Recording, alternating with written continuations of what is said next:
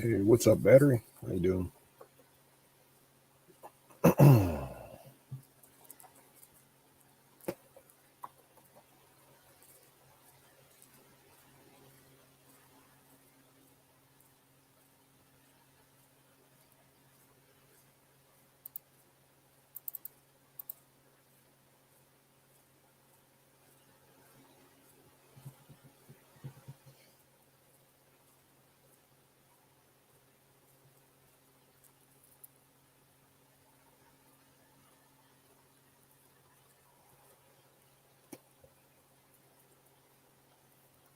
What's up, Schumer? How you doing?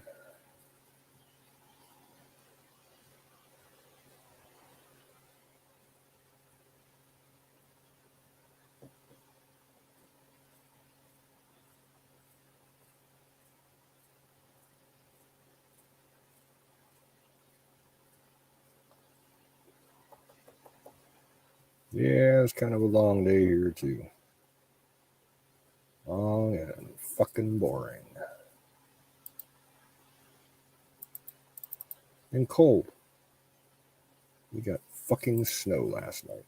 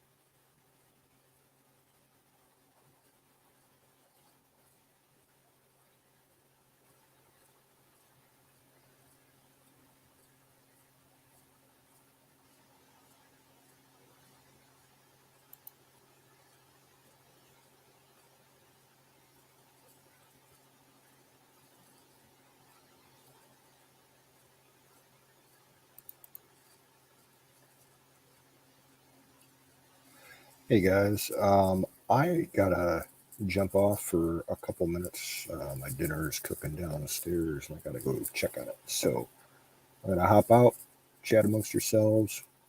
Be back in a few.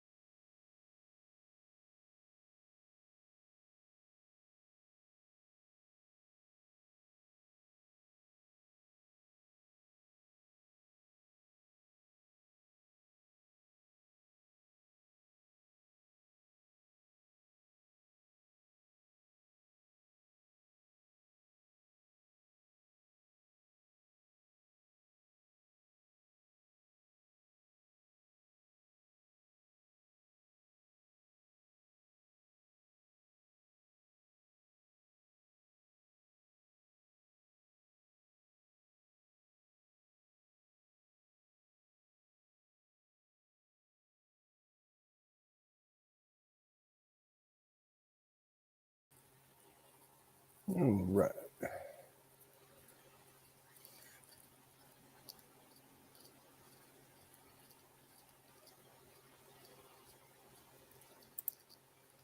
What's up, Jim Dude? Sorry for the delay, but I had to go get my dinner.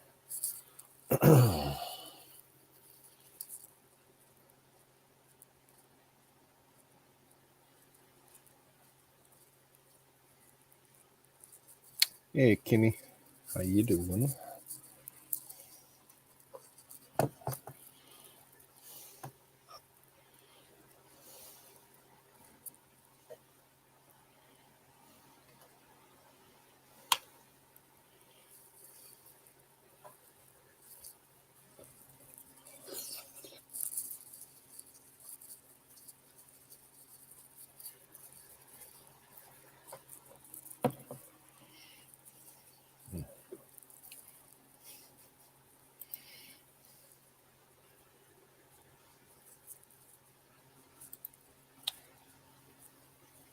Good to hear, Zoom.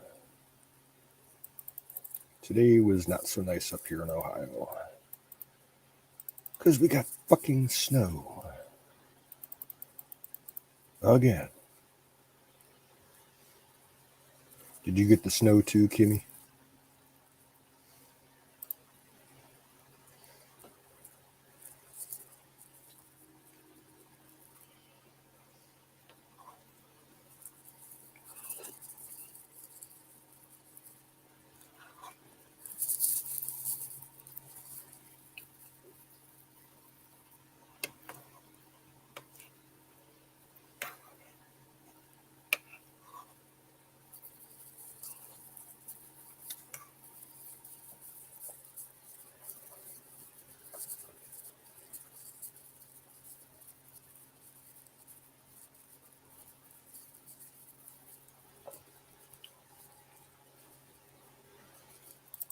It is currently 34 degrees here right now.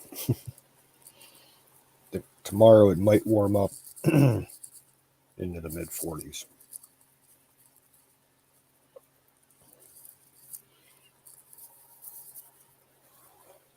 Yeah, last night it started snowing probably about, I don't know, 11 o'clock or so. And it snowed all the way through probably, I don't know, 9 o'clock this morning. We got almost, I'd say about 2 inches. I'm sure it'll all melt away tomorrow. I think we got rain in the forecast. On and off rain for the rest of the week.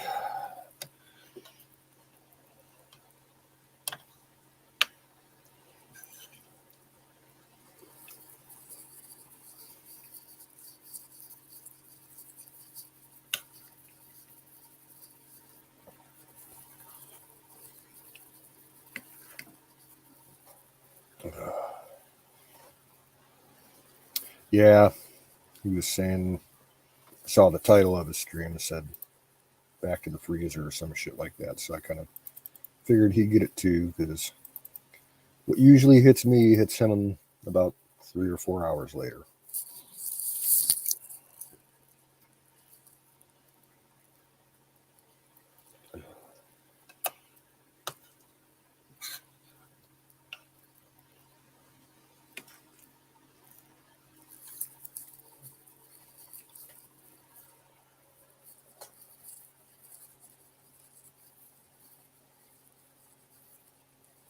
Yeah.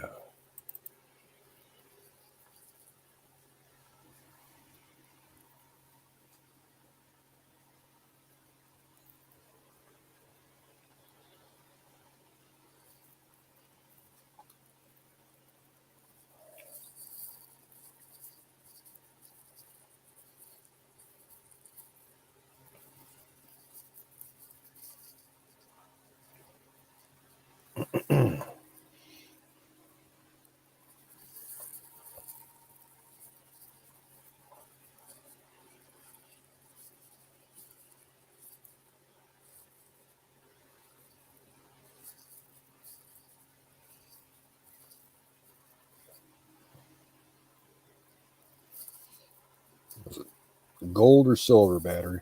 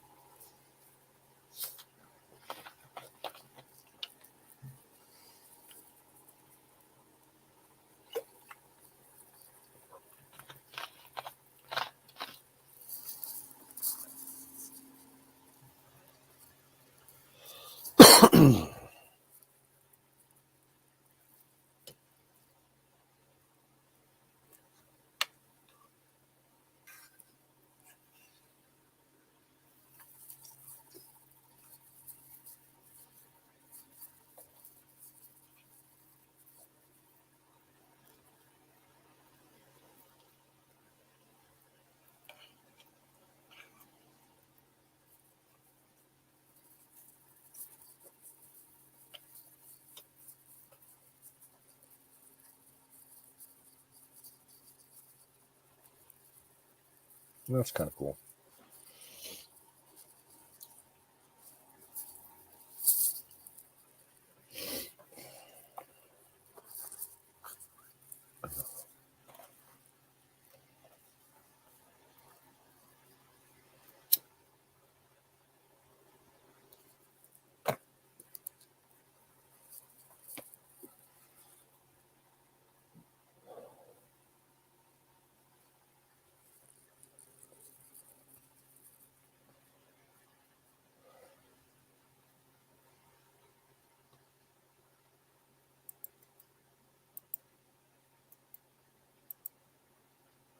Yeah, there's a link.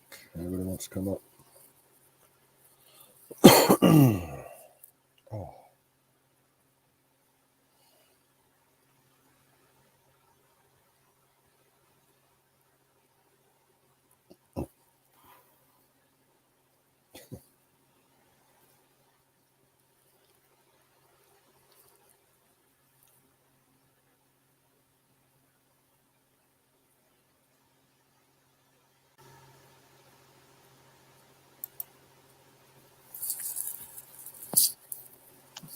what's up?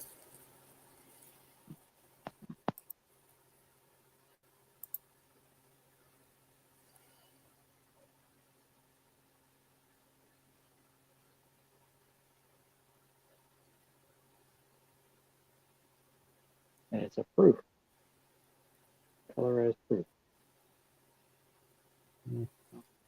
Honestly, I like the back side better than the front side. So do I. This,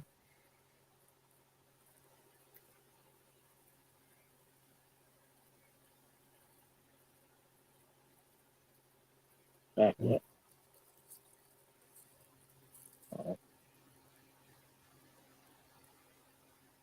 And How much does that? How much does that weigh? this, Yeah. well, it don't weigh much. Oh, I thought it was a bar. Okay, And then the paper covered in gotcha. silver. And this is not heavy either. But I got those two and this shirt for $19. Oh, check out my shop that's right now. I got my cooler there. I got my stereo. I got my batteries right here and chargers right there. I got power over here. Right now, uh, I haven't been having any solar much solar for the past couple of days, so Yeah, because of the weather. But I'm running over to the battery and charging it with this. It's imitating solar. I can run all this stuff. I got the heater going. Oh, it's warm in here. It cools off pretty fast. That's who I got this stuff from.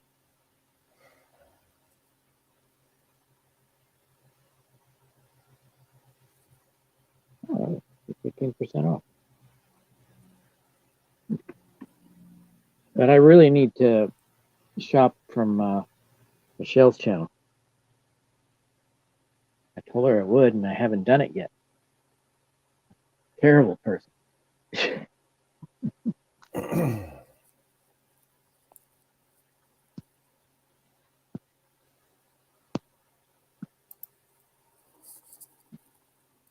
Right now, I've been going. I got some crates that were torn apart, and I'm saving the boards.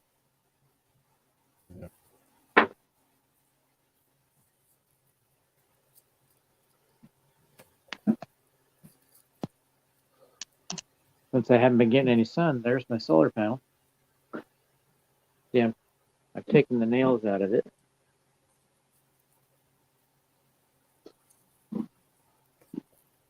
It's starting to look like a shop. I'm working on cleaning this area. That's my power toolbox.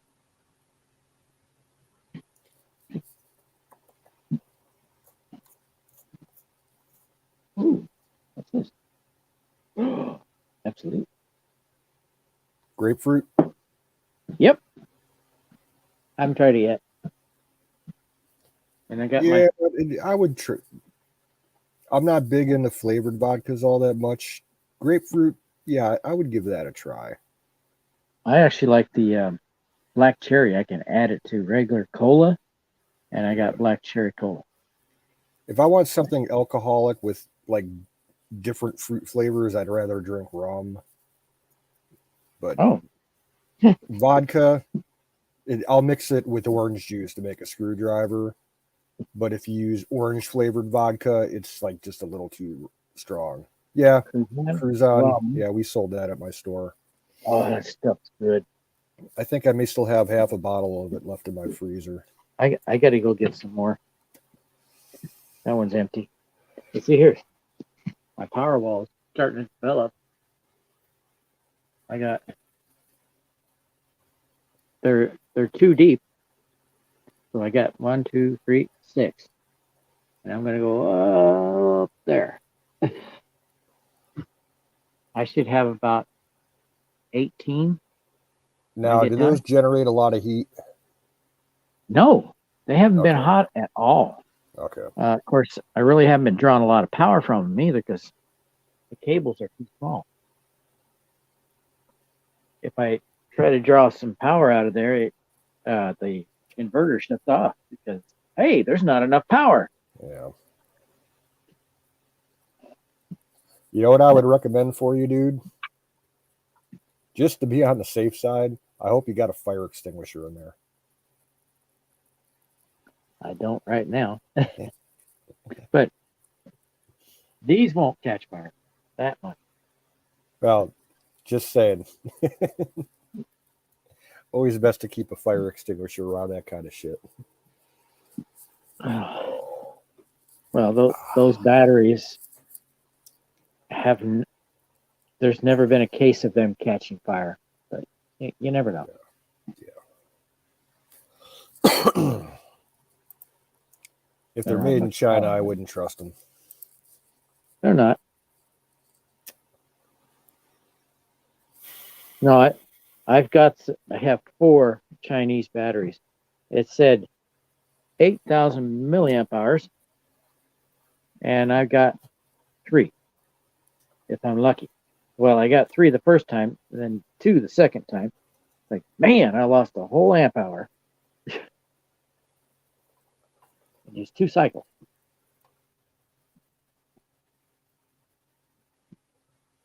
There's the first set of shelves. I got wood stacked in the pallet. So I'm not going to put the next one at the same level. I got to either up higher or down lower so that I have access to the wood. Or I got to move them somewhere else. But I still have some of this Tircano. Or Tircano. I'm not sure how it's pronounced. Usually, when it comes to Gaelic, the way I see it, it's definitely not pronounced that way.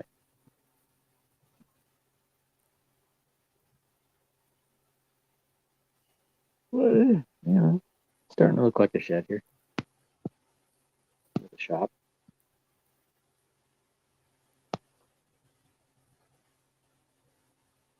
Not many people on tonight. What the hell? I think Aaron's still on. So, yeah, there was a lot of people over there.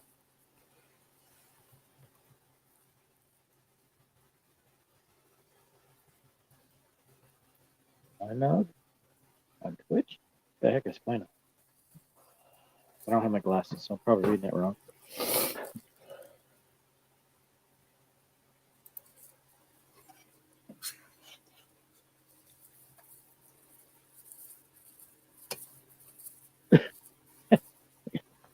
You can see better if you open your mouth.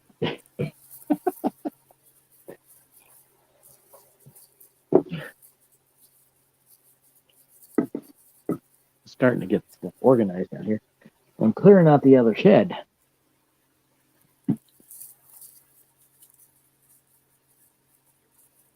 I got bored with that. A couple of days ago, I was starting cleaning out an old shed over here. This is like a very old wood shed that's been probably around since my grandpa bought the farm back in the 40s. And it's trashed. Most of the roof is gone. And underneath it, groundhogs have been, digging away almost all of the foundation of it, and they're getting up inside the shed. So it's time to start cleaning it out and just knocking it down or burning it. So it's full of just old fucking junk, old tires, old hoses, old tools like shovels and rakes and amazing how hose and shit like that. But one of my neighbors came over and he bought some of the shit from me. I think he got like 4 shovels, a hay rake, and a couple other things. I need a hoe.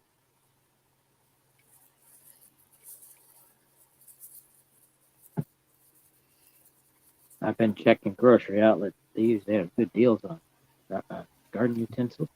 About the only thing of value left that I saw in there is a huge cast iron cauldron, like a witch's cauldron that you could use like over a fire, and that thing's like half buried in the ground because of the fucking woodchucks. I gotta haul that out of there and clean it and see if it's worth selling, because if it's in decent shape I could probably get a couple $100 for it. Yeah, it takes a long time for those to corrode, so probably in pretty good shape. And even if it's too fucked to use for cooking, you could always use it as like a decorative planter out in your front yard or something. Yeah, if you have planter, nobody's got food. That'd be heavy.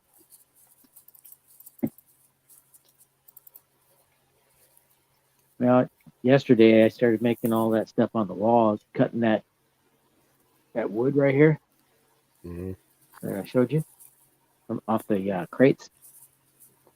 I go behind where I work, and they usually have a bunch of crates back there. You bust them apart, and you can take the boards off of it. It's high quality wood. It's made from spruce. And brown. Well, spruce has natural turpentine in it, so it Made of acts as a spruce. preservative. Yeah, that's good lumber. It's lightweight and it's in super good shape. It's got these nasty hooked nails, but they come out pretty easy. I cleaned those up as soon as I got home. Like I said, I'm trying to get that corner cleaned out so I can start building some shelves there. The last time I had a leak in here, it was right there. But I since shored up the tarp a little bit. Now there's a peak on the tarp, and I climbed up there and I saw a peak from the inside. So it's pretty straight. I mean, it's not straight. It's got a good peak on it, so the water doesn't stay on it. It rolls off. Hey, Nightingale, how you doing? My lumber storage above my head.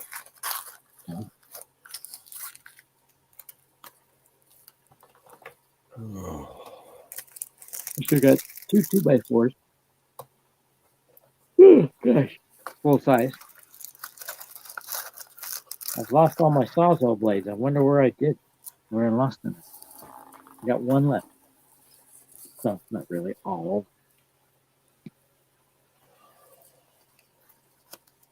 But I got me some more stuff for my electronics. I got a massive crimper for 1/0 cable. What's up, Bill?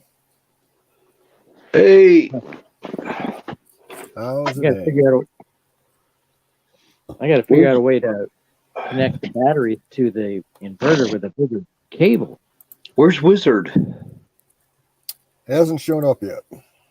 Okay. How He you doing, might be battery? having power issues. How's battery doing today? Oh, not bad. I'm in my shed. It's cold outside, and I'm warm. Oh, I well, apparently got it sealed up enough that I got some heat in here. what do you use for heat?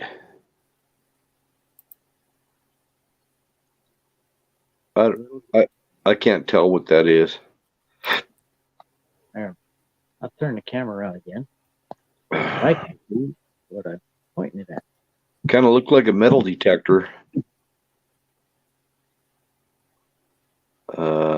Okay, I don't know what It's that a is. little quartz heater. Oh, Yeah, electric. cool. It was warm here today. There's no need for heat here.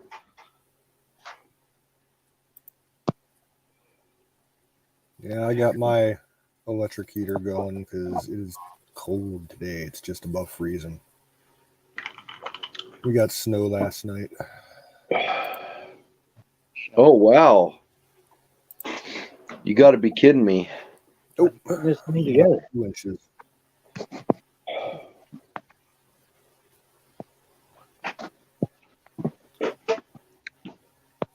So here's my toad in progress. I'm making a toad. If you want to see it. Sure.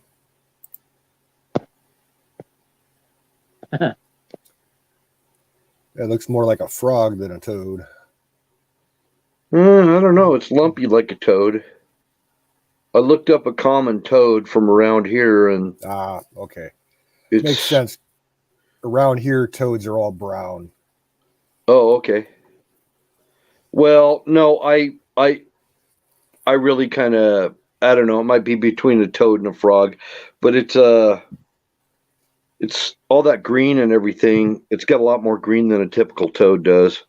Our toads are kind of brownish too. So, Cool. anywho, and these legs, they're made out of inner tube, bicycle inner tube. There you go. I'm still working on it though. But they'll move. They'll move. They'll look like legs. Yeah. Awesome. Still working on it though. That's a time-consuming little bastard.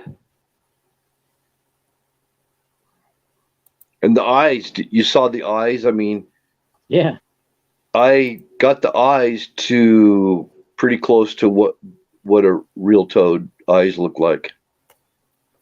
I'll show you again the eyes. So I really researched the eyes and stuff.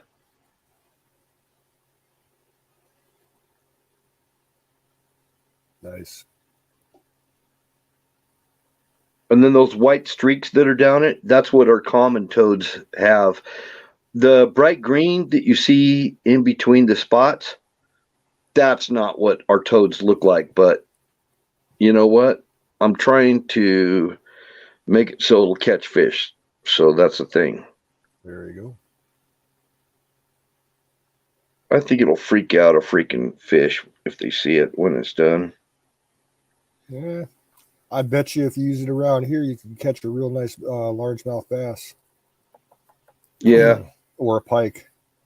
I'm thinking I'm probably going to put some weights underneath it. That's why I didn't finish painting the underneath.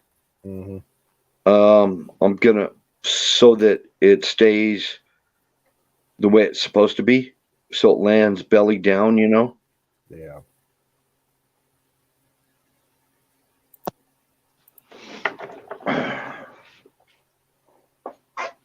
Then I've got a bunch of other lures that are hanging outside right now because we had sunshine. I left them out there trying to let the epoxy cure and harden up real good.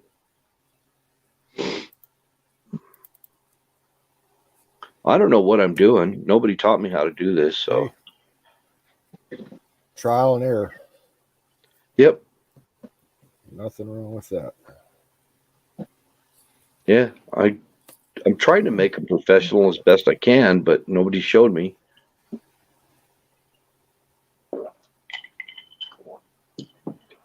Man, I like this. I got sparkling mineral water and lemon, and what a refreshing drink.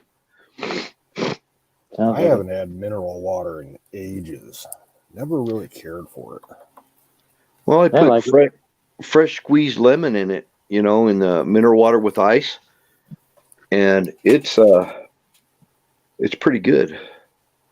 I like the tonic water. Tonic water's good. I like lime in water. Oh, do you? Yeah, it's my multimeter. Great. Well, I have those 1 gallon jugs of water that I just cut up a lemon and put lemon wedges in there, you know, kind of squeeze it a little bit to get some juice in there. And then I drop the whole lemon skin and all in like quarters, and just put it in a 1 gallon jug of water from the well. It's pretty freaking good. I got a soda stream. To take that water and put it on the soda stream and give us carbonation. Yeah, but how much did the soda stream cost you? They're kind of expensive, aren't they? Well, it was a gift, but they're around $100. Yeah, that's what I thought. I think we got it at my wife got it at Costco for like $75. I'd get one if they were cheaper, but yeah. I've seen them at. I bet you there's plans online where you can build yourself one dirt cheap. Oh, really? I've seen them at the Goodwill. Oh, wow. $15. Wish we had Goodwill here. We don't. You don't have any secondhand stores? Yeah. We have a big one that's run by the Mormon Church. Other than that, I was going to say your area, the Mormon Church is probably Utah? the dominant thing for secondhand stuff. Yep. It's called Deseret Industries. That's the name of it. Oh, I don't like Deseret. We call it the DI. But I think Yeah. there's a Salvation Army over here too, and there's another thrift store. The proceeds go to help Big Brothers Big Sisters. We have And one dozen right here. Oh yeah. Yeah, we got one Goodwill close to us, and then red, white, blue, which all proceeds go to vets. Oh wow. Yeah, I'm What's the name gonna of it? share. Go ahead, Bill. I'm sorry. What was the name of it again? Battery that helps Red, white, and veterans. blue. Red, white, and blue. Okay. I'll Google it and see if we have anything locally here. I try to help veterans too. I got a really nice leather jacket from there for $15. Wow. And you can zip the sleeves off. Couple of things I won't get from a secondhand store. Number one is underwear. I will not Yeah. buy. No, I will not no buy way. underwear or shoes because I know what kind of foot problems that I've seen people have, and I do not want to get freaking shoes that have Famunda cheese in it. Yeah. I've bought shoes. I've never had a problem. Okay. I can't find my multimeter. I don't know. I'm persnickety about stuff like that. Hey, So, Battery, I don't know if you can see the screen I'm sharing right now. Hot welder? It's a tabletop DC power supply. Would you have any use for it? Yeah. I'll give you a good deal on it. I bought it last year and I don't use it. I was only really testing out a couple theories with it, but if you're interested, let me know. They go for $90 online. I'll sell it to you for $70. If you're interested. Okay, well, I'll think about Think it. about it. Yeah. I bought a power supply from a computer, ATX power supply, Mm-hmm. and I paid $9 for it, and I paid I think another $6 for a breakout board. You just take the big 24-pin connector and plug it into the breakout board, and you get all the voltages broke out. It has negative 12, positive 12, 5, and 3.5 or something like that. But I can break it out whatever voltages I want, really, because I'm going to turn the negative 12 into a variable 24 volt. Yeah, this is a thing, rattler. As soon as I can find everything. This one's a rattler. It rattles. Seeds in it? You Can you lead hear it? weights inside. BBs. I put BBs in it. And then I coated the inside chamber with urethane so that it would harden, and have more of a rattly sound. But when I'm done with it, it's going to have a blade underneath it. I never thought of that. I just cut my blades out of this stuff. This is the stuff I cut it out of. Lexan? It's polycarbonate. No, okay. So there's a little piece right there that Ooh, it just turned on this. it kind of cracked when I cut it. This one did. Wow. But I make my blades out of that, and then I sand them down. I sand the edges and everything and try and make them, as fine as I can. By the way, Bill, Zoom Dude's in the chat. He says hello. Hey, Zoom. Yeah. I'm glad to see Zoom. I'm always glad to see Zoom. I'm I'm now fully on battery. Except for the heat. I can't run the heater off the battery. Not yet. Draws too much current for the wire. Sparkles. Glitter. Nice. There's glitter, and I've got black glitter. This one, it looks like onyx. Probably see the light, glittering off of it. But yeah, I put a little bit of pizzazz. Those fish like Yeah, to go after battery. bling. Yeah, battery. This power supply, it's adjustable voltage in amps. 0 to 30 volts, 0 to 10 amps. Yeah, that one's already complete. It's a professional build. Yeah. I'm I was still using gonna. it. I bought it to try out electrolysis with it, but it honestly, I get better results with my battery charger doing that. So You could make a hydrogen separator using that. a little too high tech for me.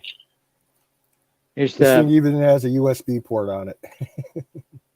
It's used titanium leads in the water, because the titanium doesn't corrode. Yeah. So I gotta do it, man. He was powering his car with hydrogen, and what he was making in the tubes was hydride, and he put the hydride in pressurized bottles and put them in under the hatch of his Camaro, and then he ran hoses down into he made some kind of fuel pump system to send the fuel to the carburetor, and he's just using his the same gas engine that was in the car, and he's running he's separating the hydrogen from the hydride in the car. He didn't show that part.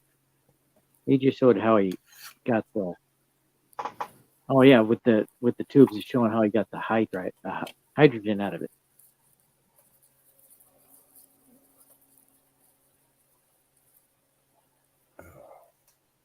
But I guess using the hydride is very safe. It won't do a Hindenburg, and it separates into hydrogen, whatever's left over, when it burns in the engine. And the exhaust is oxygen. Which can't be bad, right?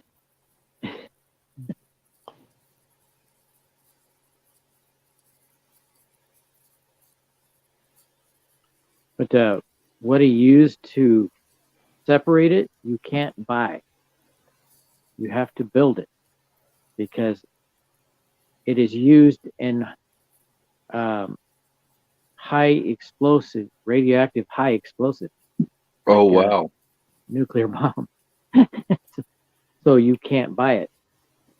But there's no rule about making it. And around his property, he's got, places where you shouldn't be walking because he's got radioactive placards on it. Okay. I don't know why it's doing that. The inverter shuts off for a second and then comes back on. The lights turn off.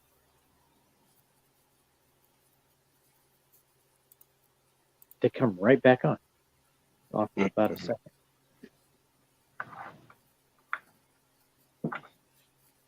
So who all's in the chat? Well, I don't know. Gosh. Zoom Dude. Nightingale. Yeah. Nightingale. Moggies. Kim was in here real quick earlier. Panel. And I think that's it. Okay, Platoon wants a link, I think. No, he posted a link. Oh, okay. Yeah. I gotta make a quick video. I need to find the light switch. Oh. I don't want anybody to feel left out, like we're not paying attention to the chat or including them. Oh, there it is. Especially Nightingale. I want Nightingale to know that I appreciate her. I'll be right back. I gotta do a quick video. Post it. Okay.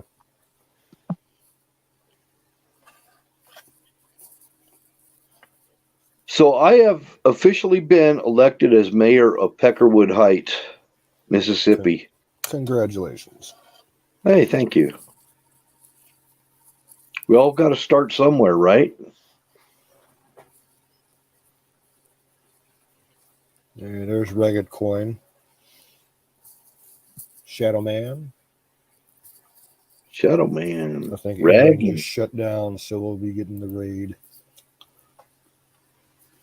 I like Ragged. Even though he's a messed up dude, I still like him. Nah, he's good in my book. Yeah.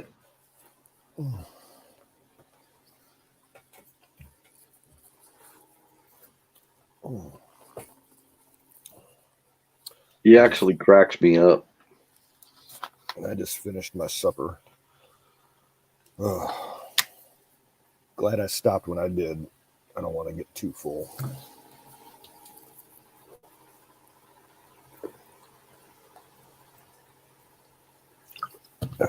You know, I think it was in the upper 70s here today.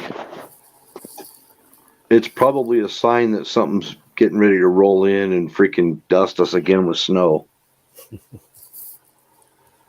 We usually get kind of a warm spell just before the cold comes. Hey, Reb, what's happening? Reb's in here.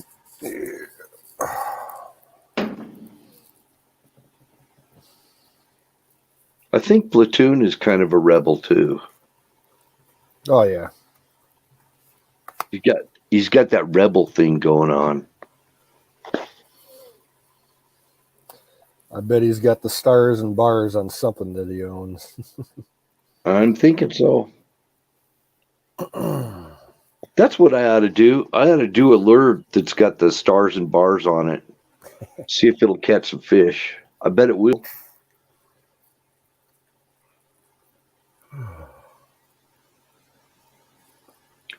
I'd have to paint little teeny tiny stars.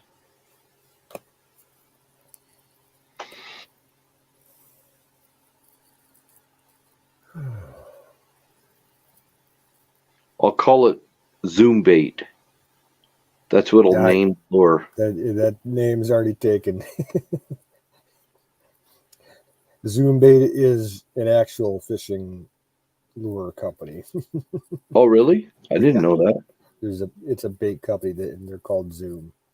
Well, I'm not calling my company that. I'm just calling the lure Zoom bait. Yeah, just saying.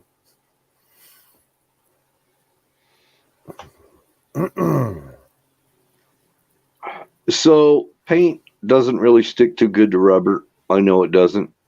I knew it before I painted it. Oh, for your legs? Yeah, for the legs on the toad. But imagine, I mean, these are like old school looking lures. They're like grandpa's lures, you know? Mm-hmm. I actually researched antique lures before I started this. And there's a guy that got me inspired me. I'll plug his name. I mean, if you don't mind. Okay. Marling Bates. Marling Bates. This guy makes the most realistic looking lures, and I'm trying to make them realistic, but a little bit fantastic, you know? Mm-hmm. A little bit fantastic on top of realistic. Because the fish around here have seen it all. The other day when I was out cleaning out that woodshed, I was out in the garage and was digging around, and I found my dad's old tackle box from when he was a kid. Hell yeah. It's still got some lures, mostly older plastic lures, like from the 50s and the 60s. Oh, dude, there's a bunch of videos out about people using old grandpa's old lures and get like old timers tackle boxes that are full of gear, and they go out and fish with them and they catch a shitload of fish.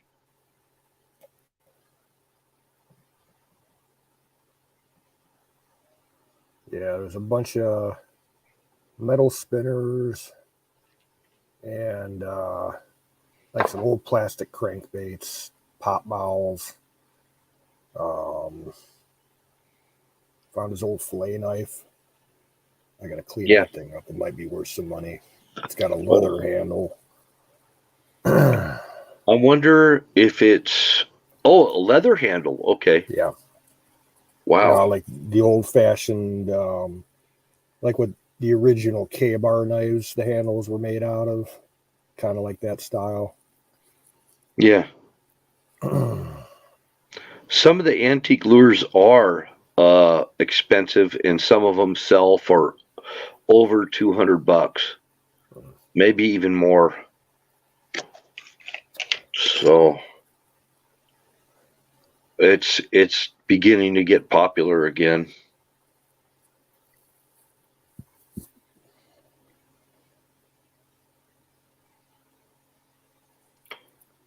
Like garage sale lures and stuff like that. Yeah.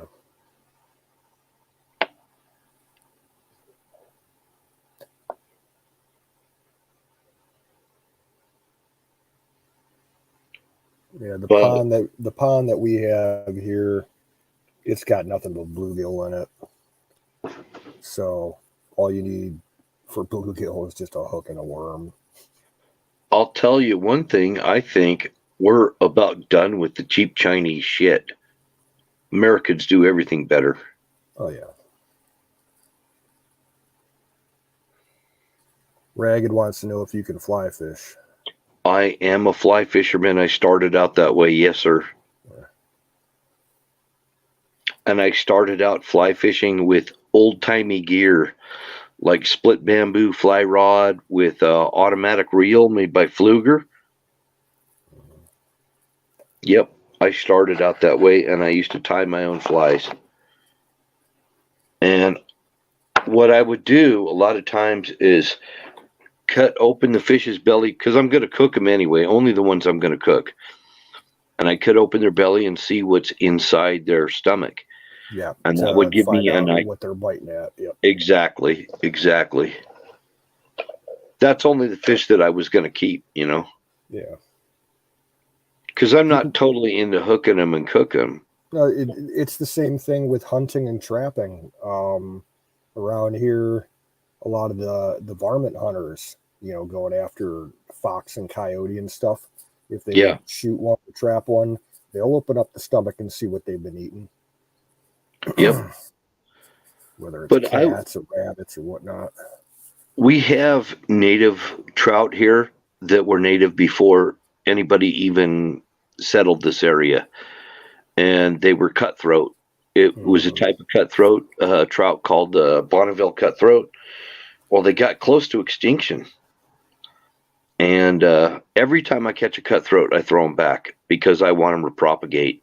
Yeah. I don't throw them back. I mean, I put them back, in such a way I make sure that, they're going to survive.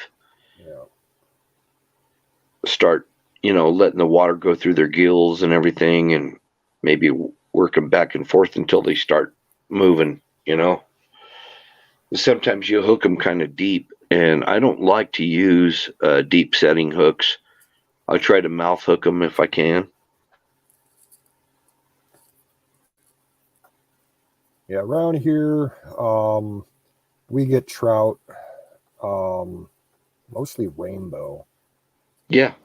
That the semi major rivers that flow into Lake Erie, you'll see fishermen out there half the year doing fly fishing on them.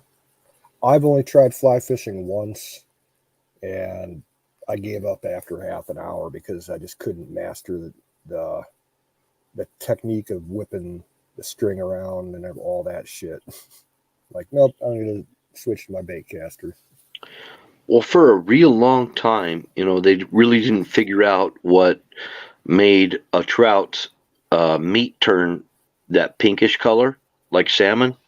Mm, And now at the hatcheries, they've got certain things like algae and stuff like that they give in their fish food that helps them to develop that pink meat and make it look like native.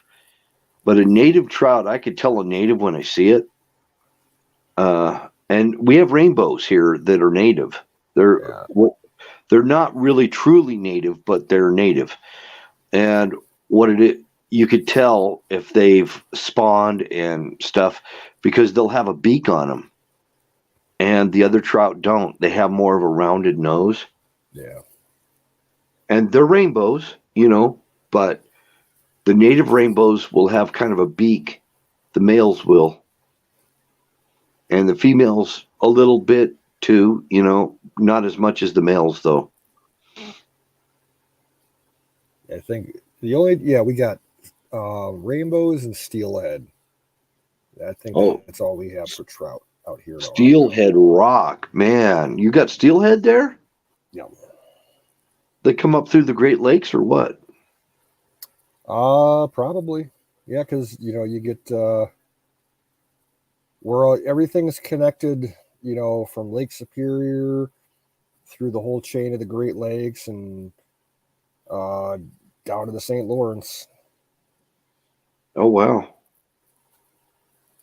If they can survive the falls and the canals, around Niagara and everything.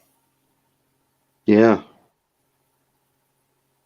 But there's little details, that I try to look at, like exactly where the dorsal fin and the pectoral fins are situated on the fish Mm-hmm.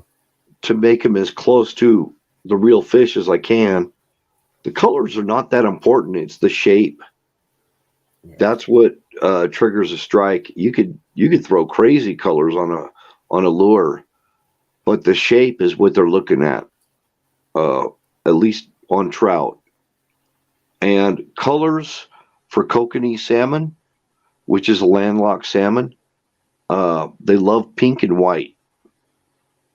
The kokanees are big time into pink and white. And red, you can do red too. Maybe a tinge of blue here and there, but they really don't feed on fish.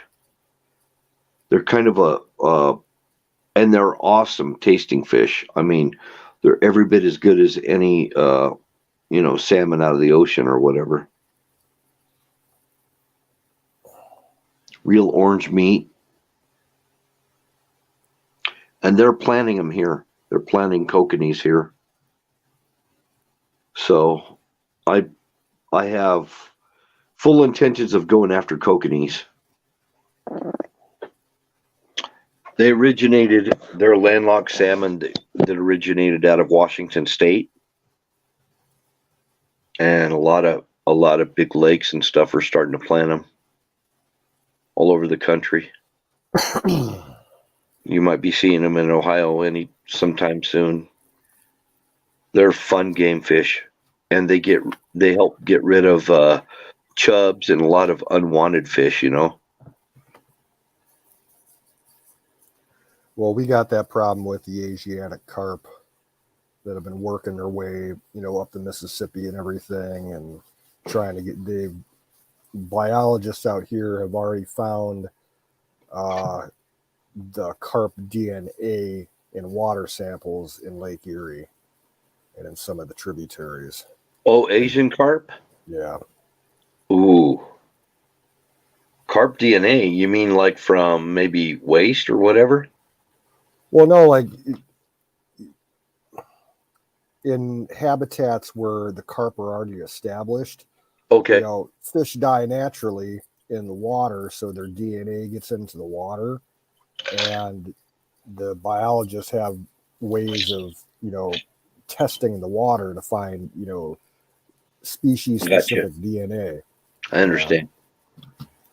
Probably about 10, 15 years ago, it was a big to do because they were tracking the carp population as it was moving up the Mississippi watershed upstream, and it started getting into Lake Michigan through that sanitary and shipping canal in Chicago. And they tried to set up a bunch of basically defensive systems where the water was going through, and they had the water electrified so that it would kill any fish that were trying to move downriver into the lake. Yeah. But of course, it didn't work.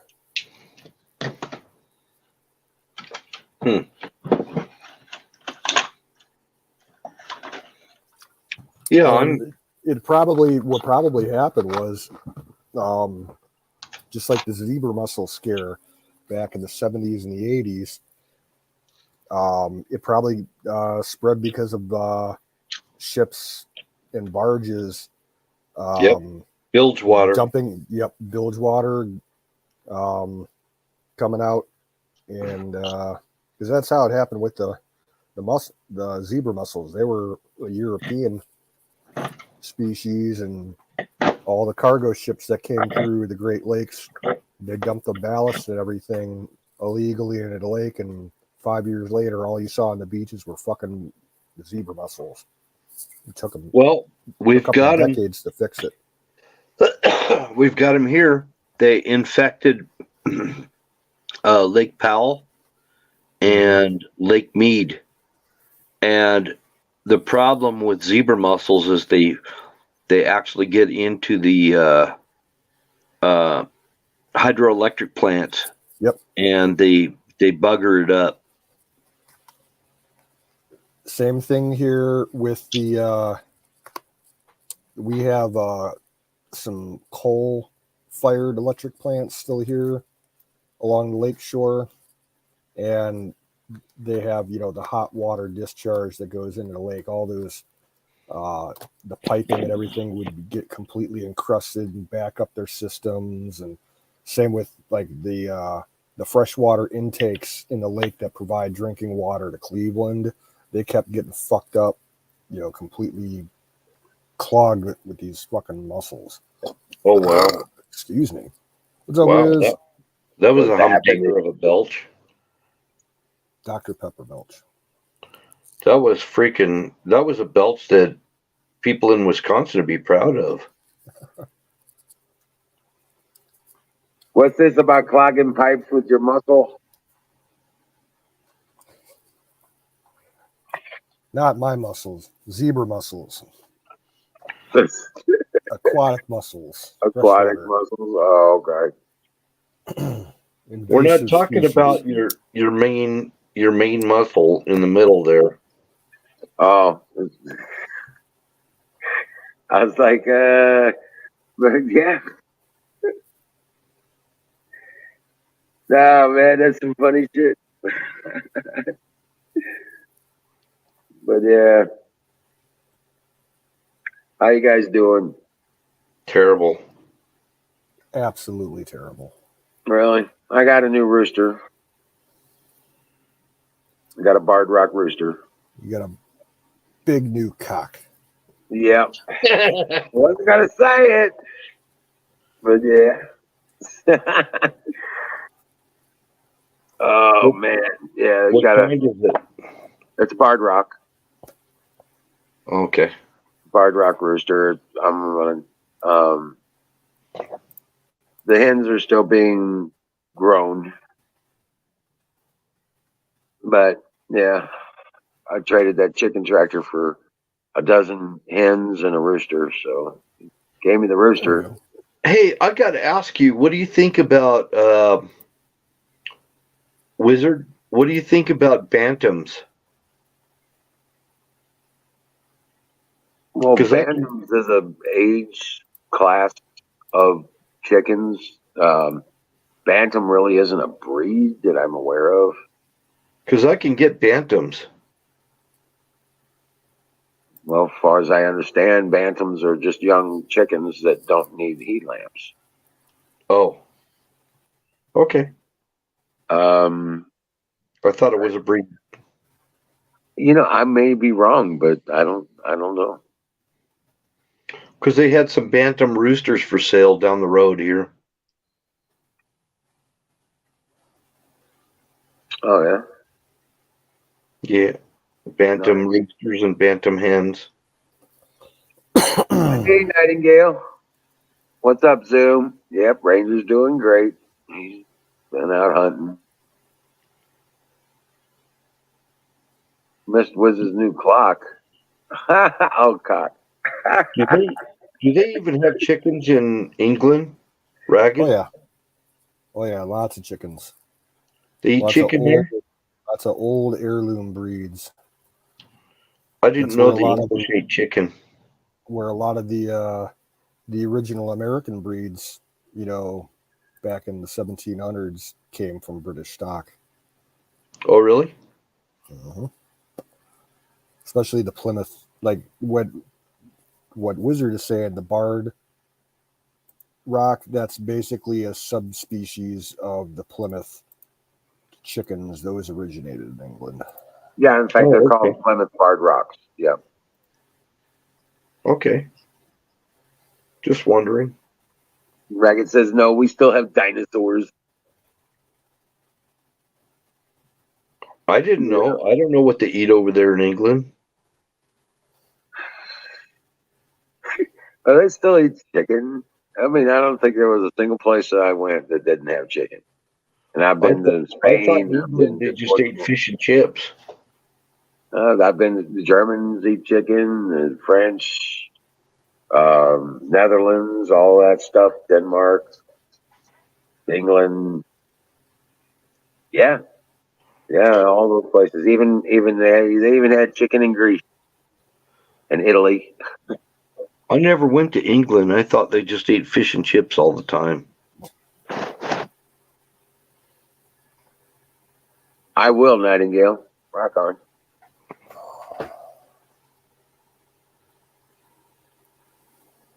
She said she uploaded an Easter video. Cool. Yeah, every chicken has a country. Every country has chicken. Kind of like one of those worldwide staples,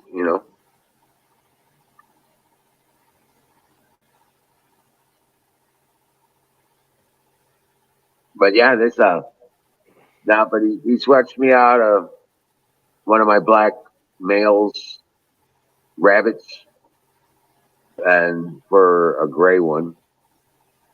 So we just swapped out rabbits.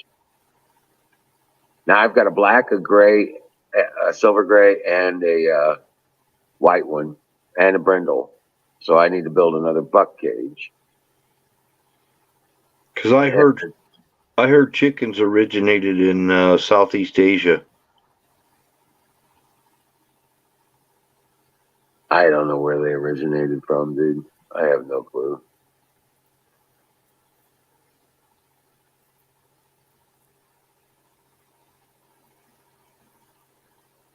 Yeah, the whole country lives on pie and mash and fish and chips.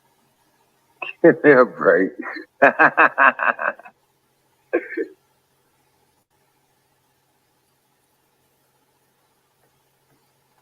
Well, they do eat a lot of fish and chips over in England.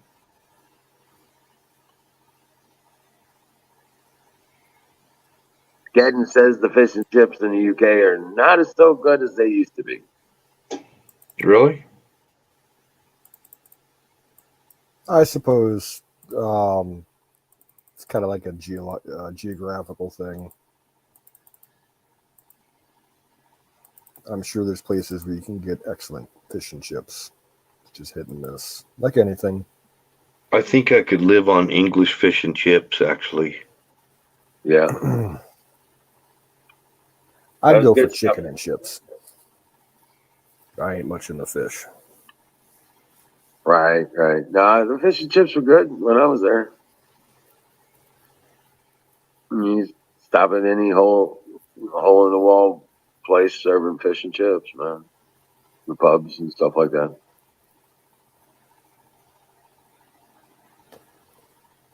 Right. He says the closer you are to the coast, the better it is.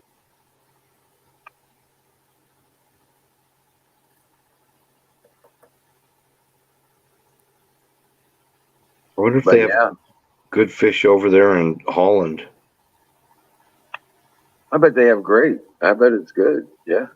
That's like down south, Louisiana, Alabama, Florida, all that area down there, right on the coast. They have some amazing shrimp dinner stuff. Yeah. Shrimp and crab and all that stuff. Yeah.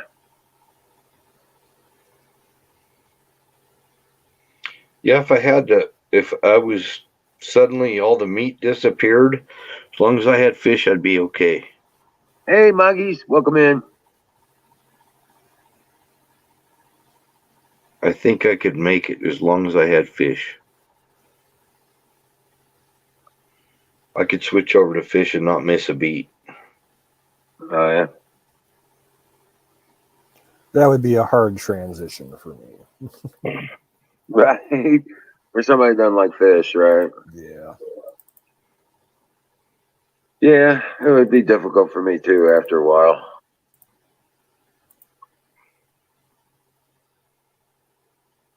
Now, don't get me wrong, I like some pork tamales.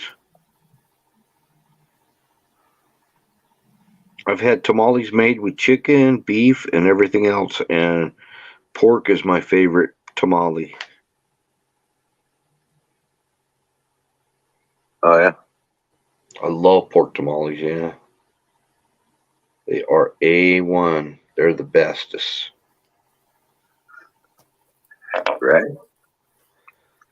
I had talk about that. I had pulled pork sandwiches tonight for dinner. That was good. Oh, hell yeah. Barbecue sauce. You betcha. Yeah, you know it.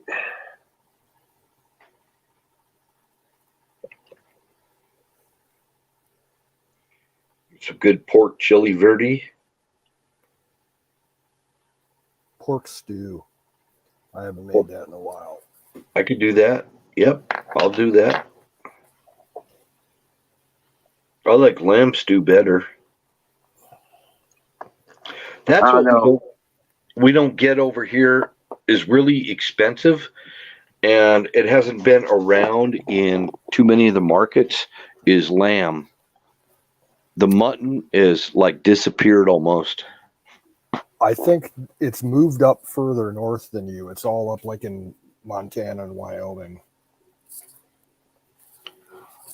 We used to see lamb all the time, and it was cheaper than beef. Mm-hmm. Now, Yeah, lamb around here, it's hard to find in the stores. yeah, it's 10 Like, times more expensive now. My local IGA store, they never have it. You got to Really? go to the high-end grocery stores to find it, and you pay for it, let me tell you. I love lamb ribs. Hell, I'll put I'll put a freaking ram's head in the oven and cook it. I had lamb chops once, but I didn't like the way that they were prepared. Like, they put some kind of weird glaze on it. The mint. Yeah. No, I think it was plum jelly. Yeah, it was really weird. Oh, wow. Now, I had leg of lamb once that was actually very good. It was either leg or shoulder. I think it was a shoulder. And that was done really good. It had a lot of garlic in it. Right. Used to find a lot of sausage and stuff that was made from mutton. There was a lot of like that kind of thing. Mutton with garlic and oregano type of sausages around. But as far as fish, walleye and catfish, oh my God, that's a good eating. Yeah, walleye is bigger out here. Yeah, Lake we have Lake walleye here. is the world's largest walleye fishery. They had to introduce walleye here because it's not native. Yeah. They have one that's it's a breed that's sterile. It's a sterile breed they've been putting in a lot of the lakes because they're eating a lot of the trash fish. It's a walleye and striper mix. They call them wipers. Seriously, I'm not joking.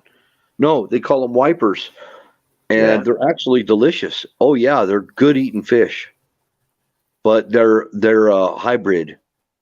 They're a mix between walleye and striped bass. Oh wow. And they put them in the lakes and stuff around here to get rid of the chubs and a lot of the suckers and the trash fish that people introduced into this area that shouldn't be here, and they messed up the ecosystem. So these fish are they would eat the eggs of trout eggs, everything, so that the indigenous fish couldn't reproduce. And so they introduced the kokanee salmon and these hybrids like the wipers, and they would just, and they can't breed, so they're not going to like take over a lake or anything. They just put all these hybrids in there to try to clean out the trash fish, but they're good eating. They're good eating. There's nothing wrong with them. They don't have like GMOs or nothing in them. Oh, right. Yeah, I cooked a lamb over a fire, a whole lamb. We cooked a whole sheep. Me and a bunch of friends of mine cooked it up in one of the canyons, and man, so much grease came out of that. We couldn't put the fire out. Oh wow. That's funny. Well, there is a lot of fat and it is greasy, but oh Right. man, it's good. It is so good. I was raised on that. I mean, my very first solid meal as a baby was lamb. My dad was a meat cutter, and he pureed lamb and stuff, and that's what I was fed as a baby. So, I mean, I've been eating lamb since that long. Yeah. Wow. Yeah.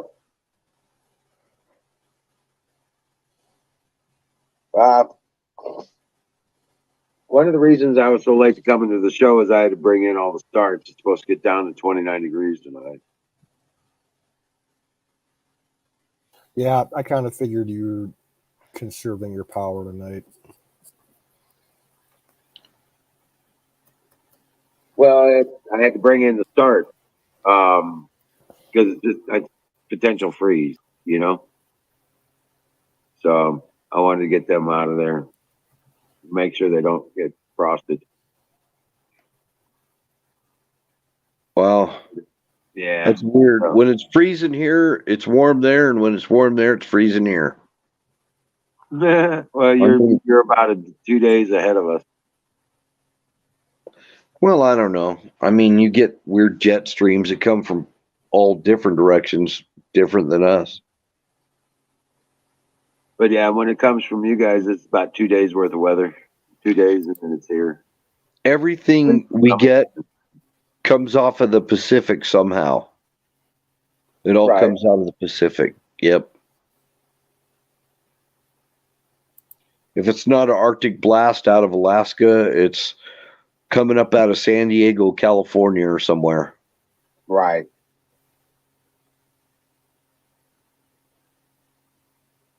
But I got 4 plants that are already producing second sets, so they're just about ready to be first time trim.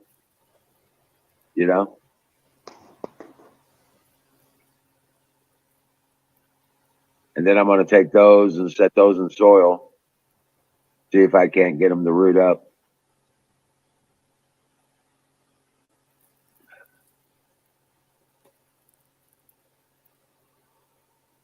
Yeah, Wiz, we got snow here last night. Oh, wow. Yeah, like 2 inches. Yeah, Huckleberry sent me pictures. She said she got snow there too today. Yep. Same with Kimmy. Yeah, it was wow. I was just like, damn. It's not going to last long. I'm sure by midday tomorrow, it'll be mostly gone. Right. Yeah, it got down to about 27, 28 last night. Tonight's like 33, 34, just above freezing. Oh, wow.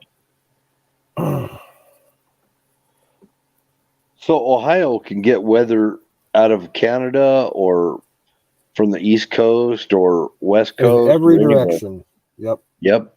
Mostly it's from the north and the west, but we do get stuff from the south and occasionally from the east. What about Missouri? Don't you guys get stuff out of the Gulf in Missouri? Yeah. A lot. Yeah. Yep. A lot of our moisture comes up out of the Gulf. It works its way up the Mississippi Valley. Yeah. Yep. I see. That's why you live in the banana belt. I'm almost there. I'm right on the line between grow zone 6 and 7. We probably could grow sugar cane up there. I bet we could. I mean, they do in Louisiana. They grow rice and sugar cane. Right. Missouri grows a lot of rice. Yeah, they grow rice up in the Dakotas too, though. Wild rice. Yeah, Minnesota. Yep. It's native actually up there. Yep.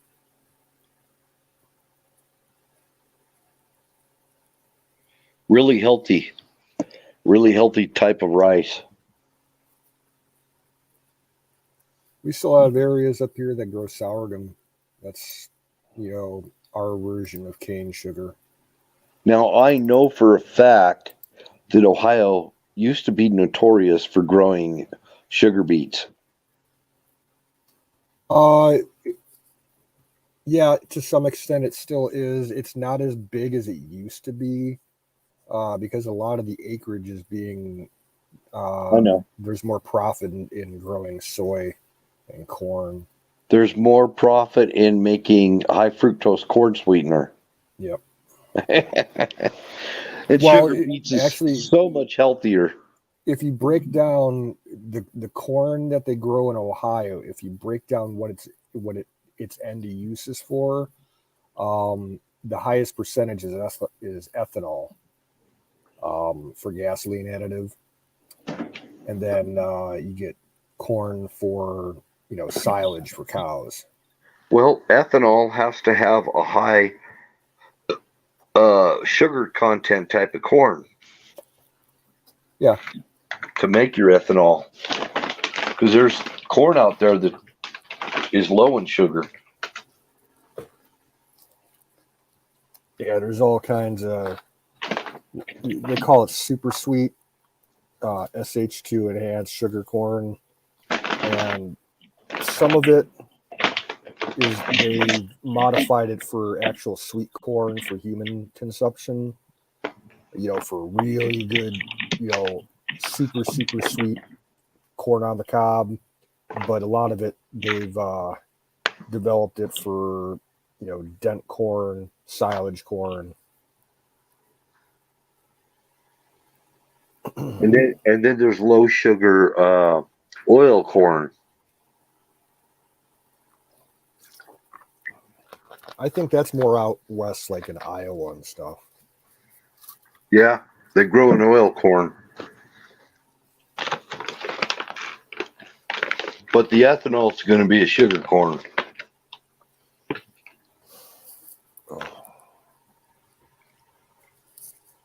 Sugar and high starch content.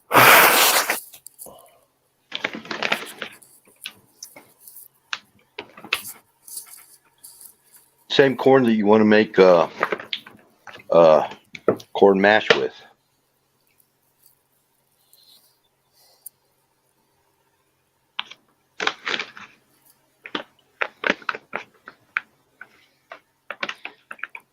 Moonshine grade.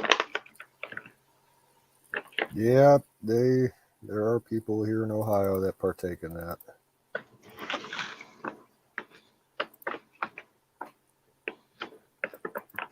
Well, most people that drink probably going to have to learn how to drink it, because when the shortages start showing up, can't get your beer and everything, at least you got moonshine.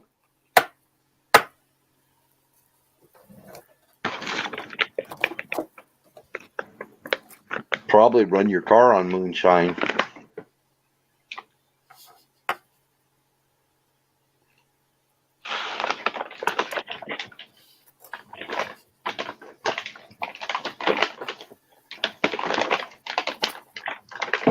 I'm just guessing.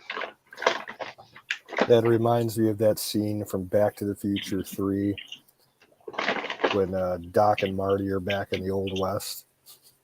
Yeah. They're trying to find a fuel for the DeLorean, and they try the strongest whiskey that they can find, and it burns through the fuel injection system of the car. Right. Well, the Formula One cars are run on ethanol, pure ethanol. They're alcohol burner cars. Yeah, top end fuel. Yep.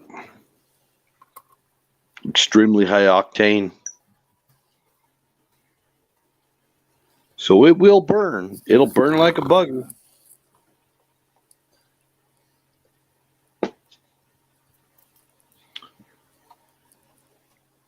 Set up a car where it'll run on moonshine. I mean, it'll burn.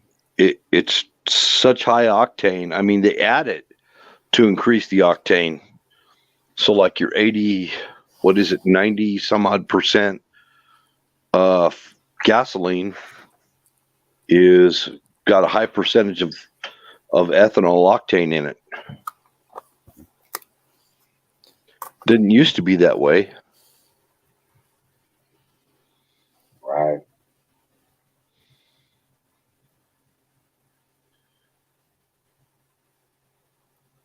I know that high ethanol gasoline screws up my lawnmower and my motorcycle, and made it so I have to completely go through my freaking motorcycle engine because I didn't realize that.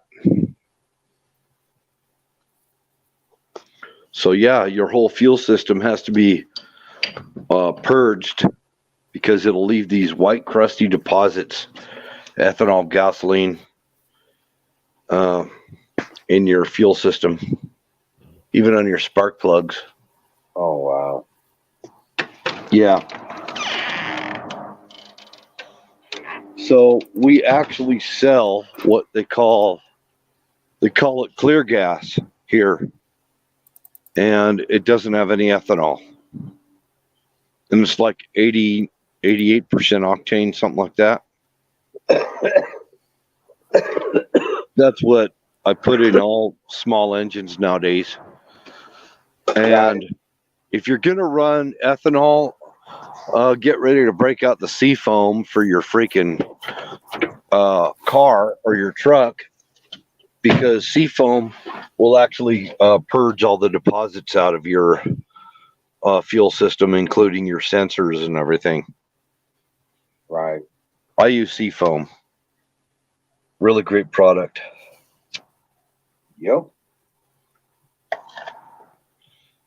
I like that Lucas's oil additive, fuel additive. I hear good things about Lucas. I just haven't used it. Right.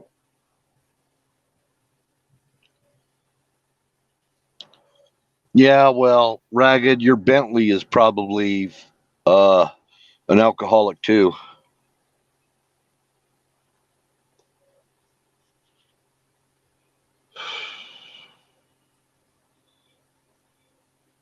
Moggy wants to know what seafoam is. Oh,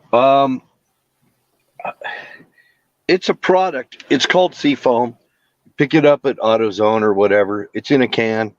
It's about nine something a can. If you get it for high mileage engines, it's 11. But it cleans out your whole fuel system. It'll get rid of all those white crusty deposits that are in your fuel system, including your sensors in your electronic fuel injection. So it's a really good thing to run it. Probably e- every 10 fill ups. If you fill up your tank 10 times, add some seafoam every 10th time or something like that. Just to purge it, to clean it, so you get all those deposits out from that ethanol.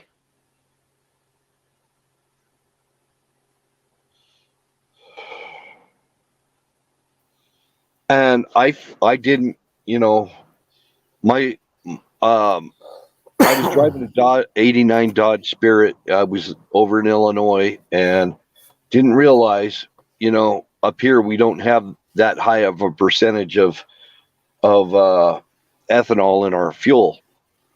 When I got out there, uh, I mean, my car broke down. I had no idea what was wrong, and he said, "Well, you're gonna have to get a whole new fuel injection system." The mechanic did. And I'm like, oh shit, how much is it going to cost? And he's like 600 and something bucks. And I'm like, oh man, I thought my life was over. I mean, it was horrible.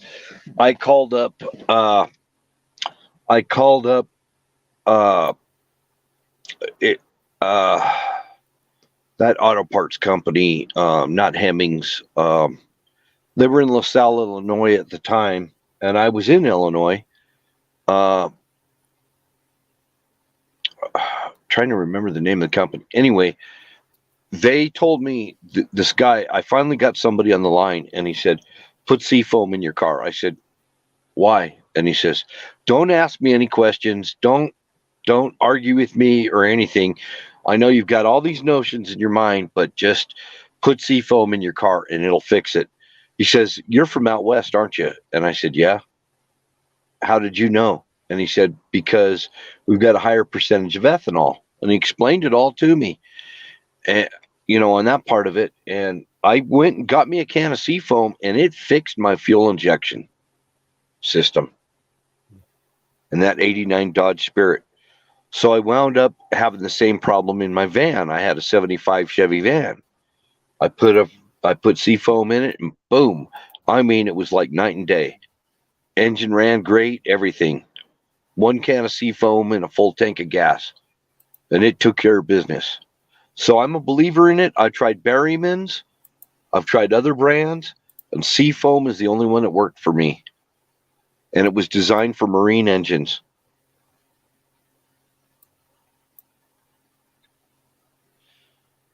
Live and learn. Yeah. Save myself, save myself 600 and some odd dollars for one can of Seafoam. I think it was worth it. Hell yeah, it was. And one thing I learned is always try the cheapest thing first. you know, don't settle for what they tell you, what some mechanic tells you, because they're trying to make money off you, most likely. Nowadays, they don't really want your business, so because usually understaffed, most mechanic shops are don't have anybody working. They don't have enough people. Moggy's calling it fire in a bowl. Fire in the bowl.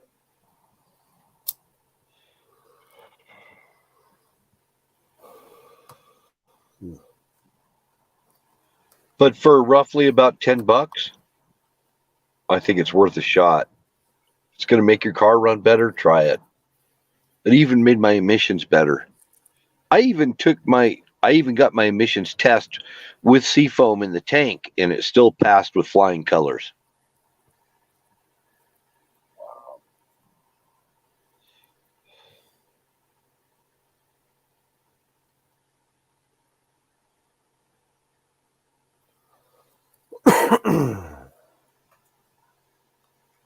I used to think that those old Jeeps that had the 4 cylinders were really economical. No, they're not. My neighbor down the street had one. He said he got 7 miles to the gallon on it. Like, what? 7 miles? It must be running rich or something.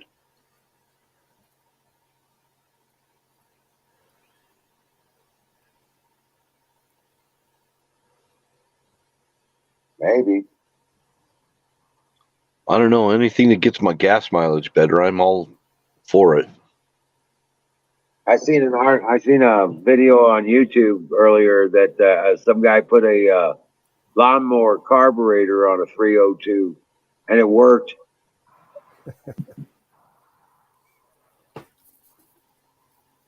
Must have had a machinist make an adapter kit or something for it.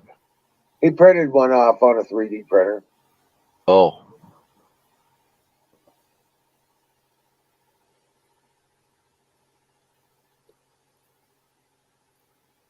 Got 45 miles a gallon on a V8. Huh. Usually There are better carburetors out there than fuel injection that'll get better gas mileage and increased horsepower. There are carburetors that do that. They just won't let you put it on your car. Where I live, if I do any modifications to my fuel system, they won't pass inspection. It's a county ordinance. I have to go to another county. I had an old GMC truck. right? And I disconnected the smog pump, and I found out they rejected it. Even though it passed emissions with flying colors, didn't matter. It had a modification to the fuel system, to the exhaust system or whatever. So I had to go to another county and get it inspected. Fortunately, I figured it out, and somebody gave me the lowdown on how to do it.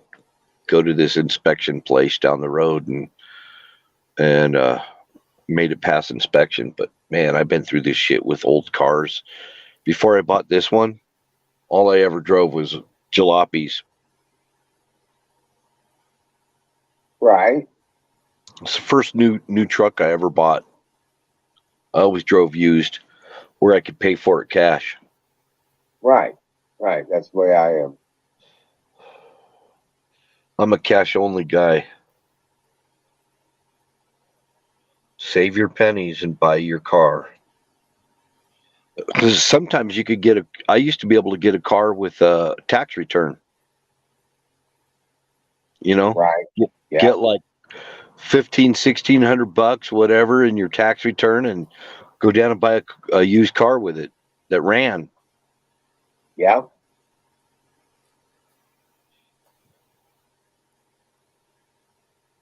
I bought a lot of $500 cars.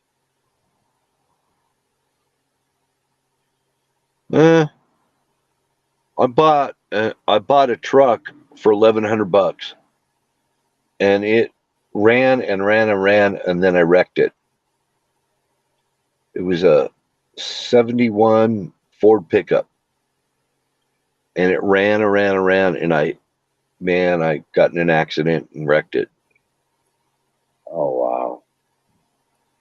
Sucked. It still ran.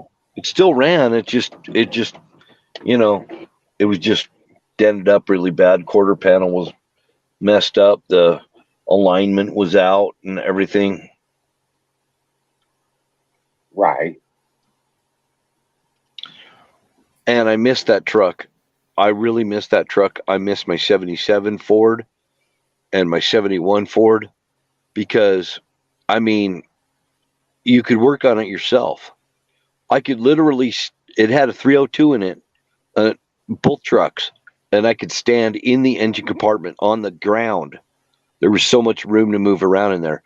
I could literally stand on the ground and change my spark plugs or whatever I needed to do. Right. I hate this new shit.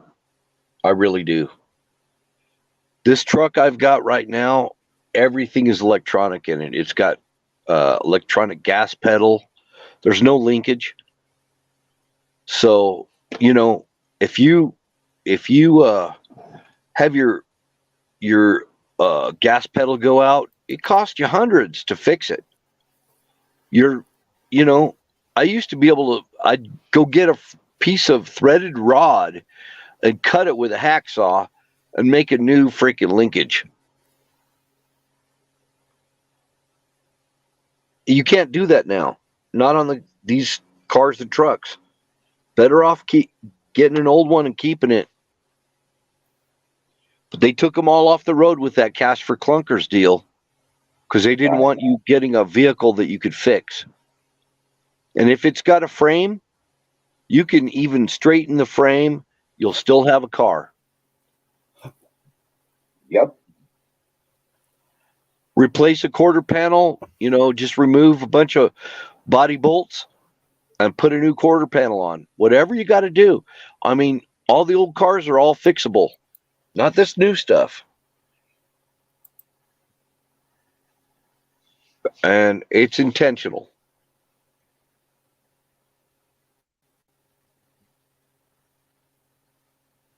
And they can make a carburetor.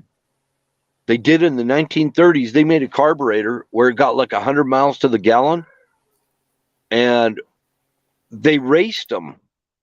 They went cross country with them and everything. And it was the cooling system. It was about keeping your fuel cool. They had cooling coils. This is the guy, and it was how well it was atomized in the system.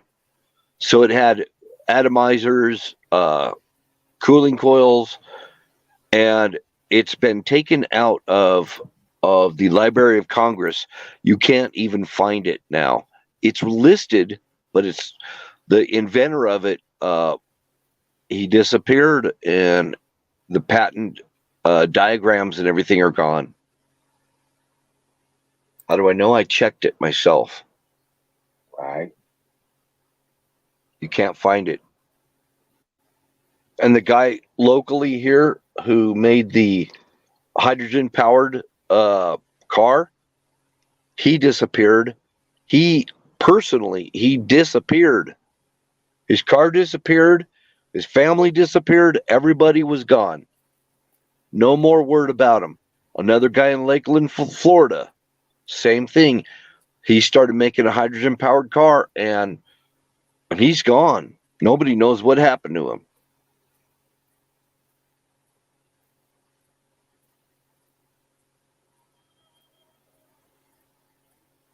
So you get something that's better than what they're, you know, selling us, you'll disappear too. That's how it works.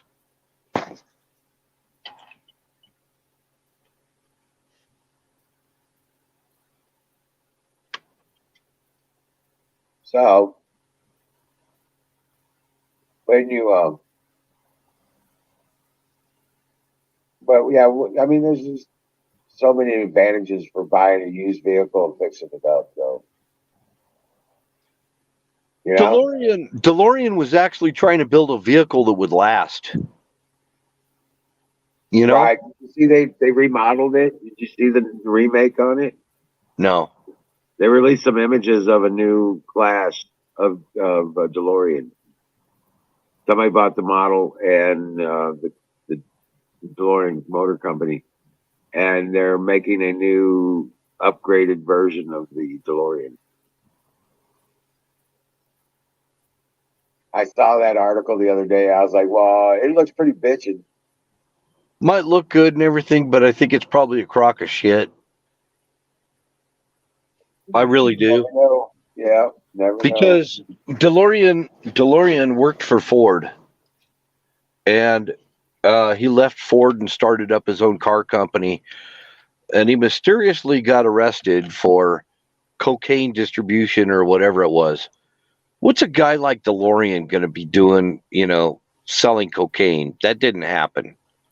Right. That was a crock of shit. And that's another scandal. I mean, that's another scandal where somebody comes up with an amazing concept and suddenly disappears. They get him out of the picture. I don't even know if he's alive right now. But they scared him. They scared him enough to make him stop making his cars. And so the idea was the entire car was stainless steel. Wouldn't rust. The frame, everything on it was way ahead of its time, and meant to last, and meant to be fast, and meant to get you where you wanted to go fast. If he would have been around, I bet he'd already have us in hydrogen cars. This is what I worry about Tesla, or not Tesla, but Elon Musk. I'm wondering how long it's going to be before they disappear his ass. Because he's kind of a shaker and mover, Right. Well, now he's trying to take out Twitter. They're bullshit. They're all up in arms about that. Who told you that DeLorean was crap, Ragged? Who told you that? That was put out by the auto manufacturers to try to discredit the DeLorean car. The only thing is you can't get parts for it now, so everybody that's got them has got it parked in a garage somewhere like Jay Leno or somebody. But the DeLorean was an excellent car. It just didn't get a chance because they took him out of the picture before he could. The cars that he put out were only prototypes. If he would have been allowed to succeed, DeLorean would have been a fantastic car, better than anything you guys make over there in England. I'll tell you that right now. Even though I'm a lover of British cars, I do love British cars. I'm a big fan of Jaguar. I like Jaguar big time. But, the electronics suck. You guys call it electrics, which proves to me that you guys don't know shit about electronics. If it wasn't for the electronics, the Jaguar would be number one freaking car around, man. All right. Hell yeah. Jaguar would be a great car.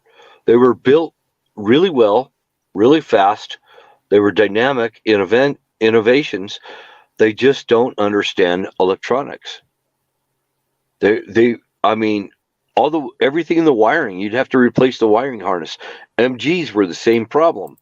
Same thing with Land Rovers. I know a lot of people that had Land Rovers. All the electronics fizzed out on them. They catch fire. Jeep did that too, actually. Actually, Jeeps never fixed their wiring issues. But it wasn't until Ford bought Jaguar that they promised that they were going to fix all the electronics in the Jaguar, because everybody knows that it had big time electronic problems. Because the British don't know how to do electronics. Yeah, they only do 118 miles an hour. How do you know? I think they actually do better than that. I think they were 180 mile an hour car, a DeLorean.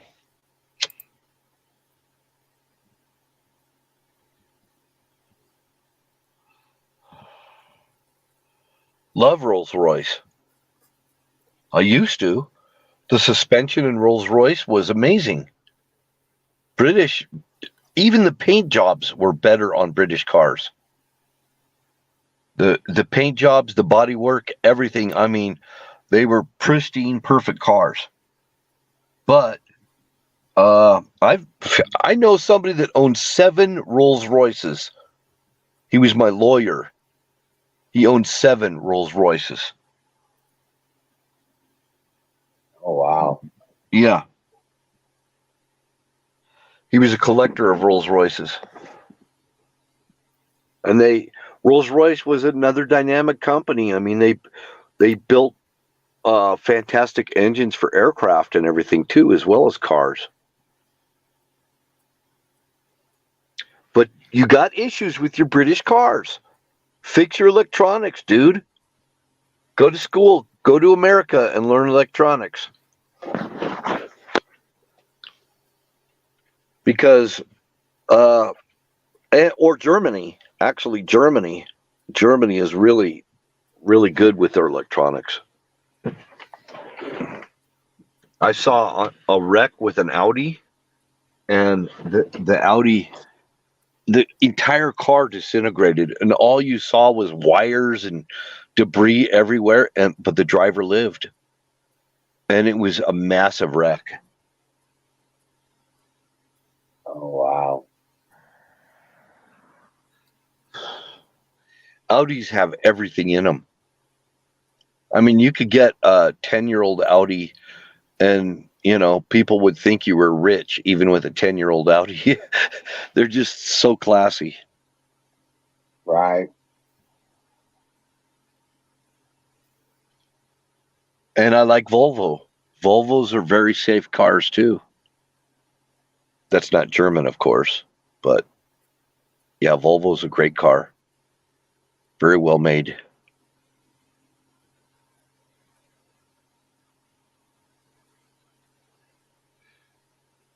'70s Volvo used to have a little sports car.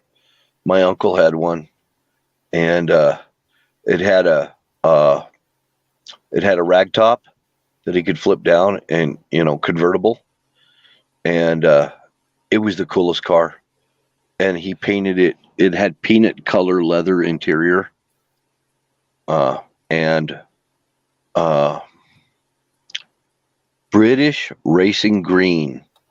The car was British racing green, just really deep, dark forest green. It was beautiful paint. So Right. the British make some awesome paint, by the way. They have some really nice paint.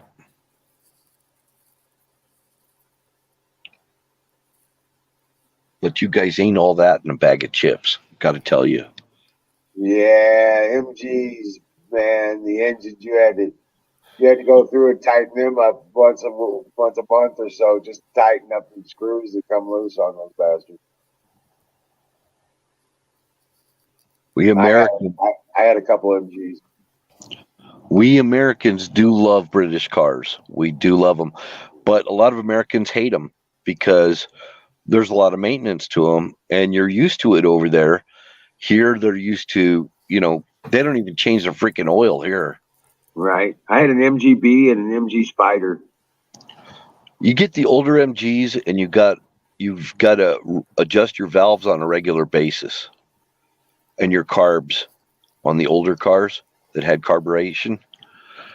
You have to, and you have more than one carburetor, so you've got to adjust the carburetors and adjust your valves, and that's a regular routine maintenance thing in England.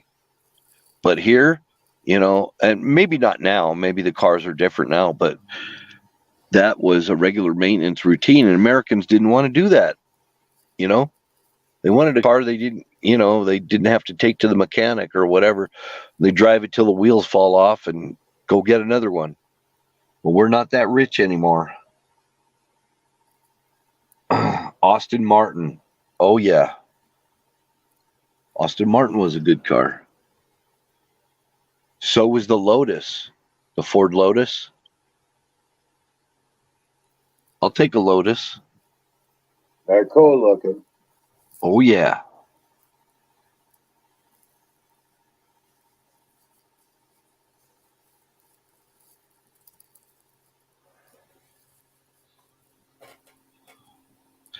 And there's a Land Rover that you guys can drive over there that we can't have here.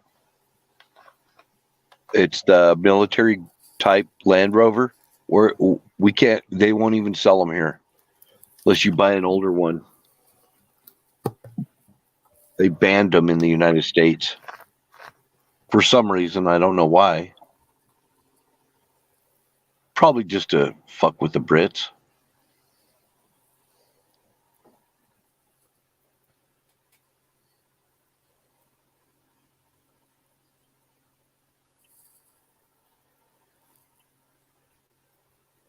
Someday I'm probably gonna get me like an MG or something like that, and get a big British flag painted on the hood like Austin Powers. Right. That was a Jaguar he had. Was it? I don't Yeah. remember. I still think it'd look cool on an Aston Martin too. British flag on the hood.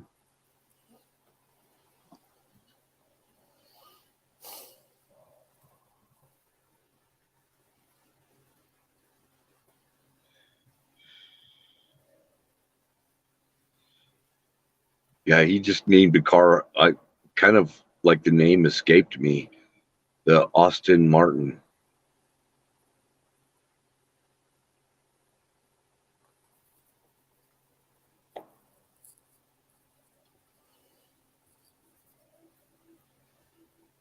The And there's Jaguar.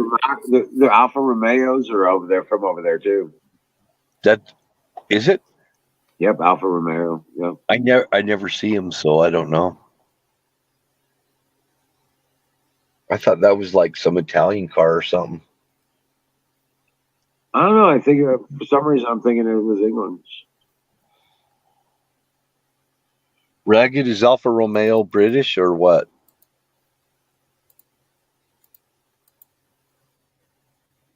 Jaguar. Jaguar. No, I need a Jaguar. the Shagmobile. Alfa Romeos are Italian. I thought so.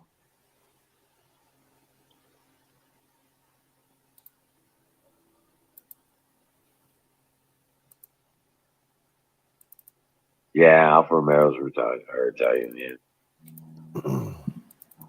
Used to see them in Germany on the Autobahn, though. You know what we get around here occasionally? We get Ferraris. There's quite a few Ferraris in the region. We actually have a couple dealerships that specialize in European hot cars. Yeah, I see Ferraris and Maseratis here.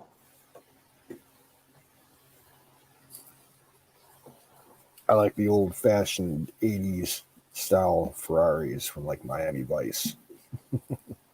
I love the old Ferraris had just the coolest body style. Yeah.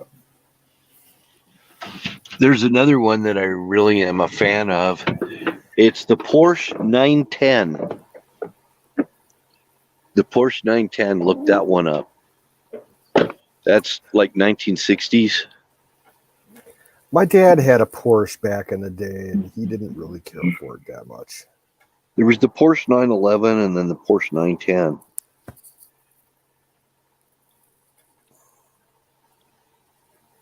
Now, the And European car that I always dreamed of having was a BMW 535. I drove mid 90s 535. They're badass. I drove a low end Porsche in the 90s. Drove it up a canyon road. I couldn't believe the handling. The handling was just phenomenal. Windy canyon roads.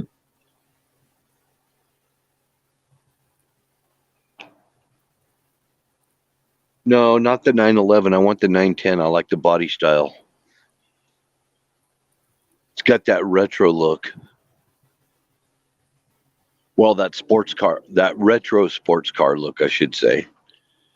Any year of Porsche, I think, are just like kind of a unicorn around here.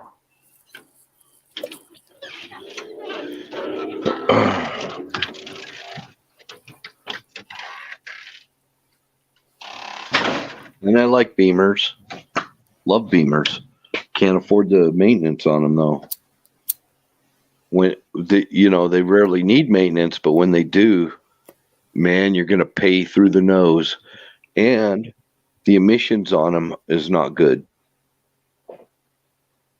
Well, I don't think they're designed to run on American fuel.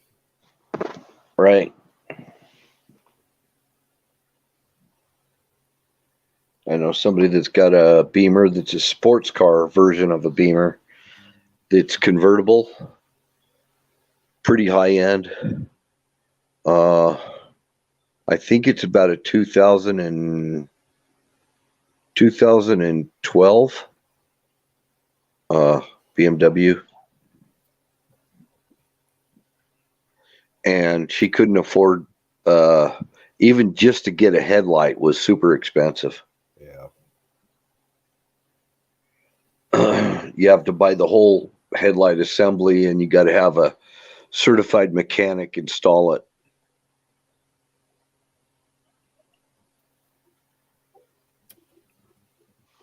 Or it voids the warranty. Yep. I'd have to say, like, in the whole greater Cleveland area, there's probably only maybe a dozen repair places that you can get work done, certified work done on Mercedes and BMWs and the high end shit. Even my friend that had a Volkswagen Jetta, he actually had to he wouldn't replace his headlight because they wanted to, it was like 200 and something bucks on his Jetta to replace the headlight assembly. You couldn't replace a bulb in it. Yeah. It had to be the whole assembly. And so he would run it on high beams all the time.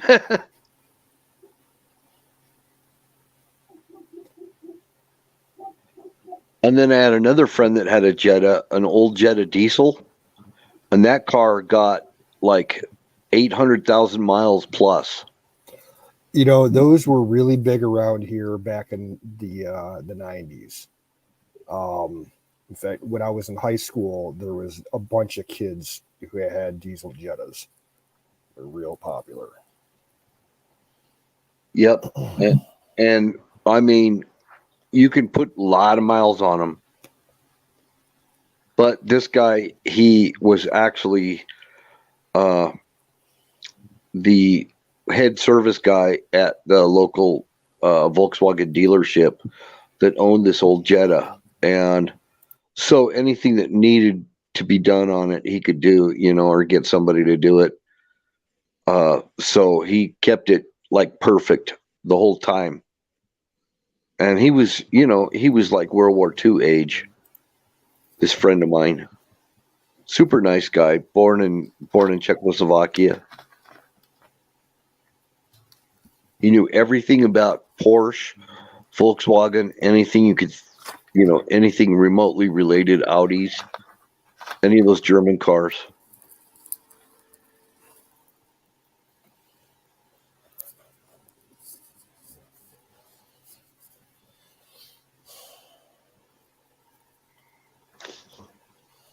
Most knowledgeable person as far as German cars that I've ever known or ever will ever meet again, I'm sure. Right.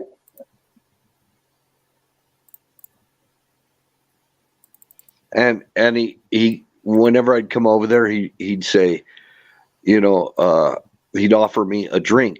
I'm like, well, what do you have? And it's like whiskey and 7-Up, blah blah blah. And if you turned him down on it, it was a terrible insult, and he'd tell you to leave his house. He was just that way. I mean, he's an old Czech guy, And Right. if you didn't accept what he offered you, you were insulting him. That you find that in a lot of European cultures, because I think it has to do with, especially in France, everybody drinks wine there, even the kids. You grow up doing it. So a lot of people, they won't trust you if you don't drink. Hey, Miriam's at her dad's. Woo-hoo! Wow, you made it. What's up? Rock on.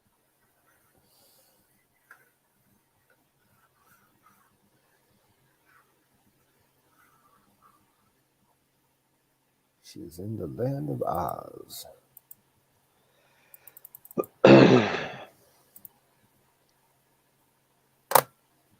Badass. That's awesome. I think that calls for a fire in a bowl. Fire in the bowl. Hell yeah. Yep, that's long time, Miriam. You made it, man. Awesome. I bet you're stoked over that.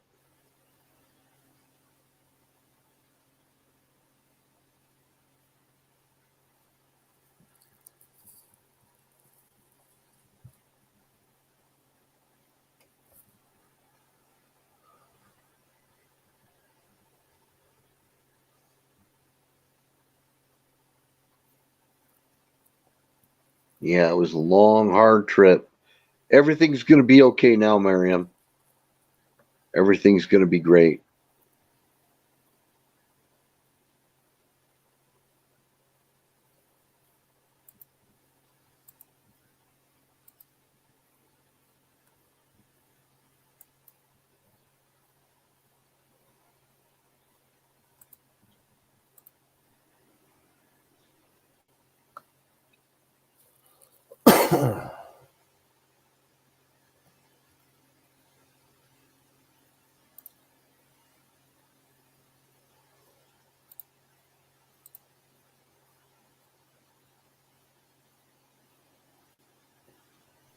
I can't believe I'm up this late, actually. What are you talking about this late? It's not late for you. It is late for me. I get up 5 a.m. Oh, yeah, that's true, but I'm still. not going to have 8 hours of sleep. Oh, you'll take a nap. I don't like taking naps in the daytime. I don't want to have to. I got work to do, man. I can't be breaking up my sleep like that. Yeah, Miriam's going to bed. She'll give an update tomorrow. Sweet Oh, dreams. really? Damn. Rock on. Well, I'm going to call pie time, but I don't have pie. I have a cupcake sandwich. Why don't you sleep well, Ragged?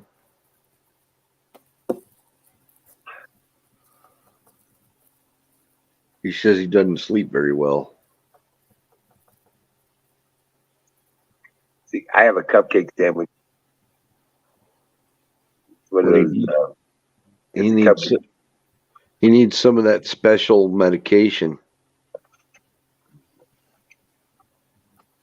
and you'll sleep like a log.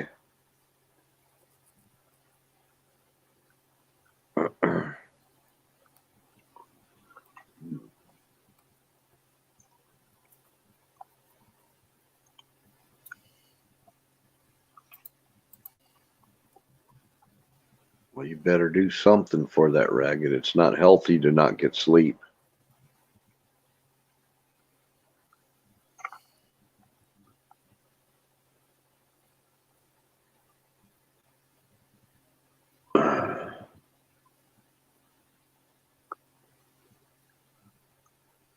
It's not insomnia. It's not a tumor.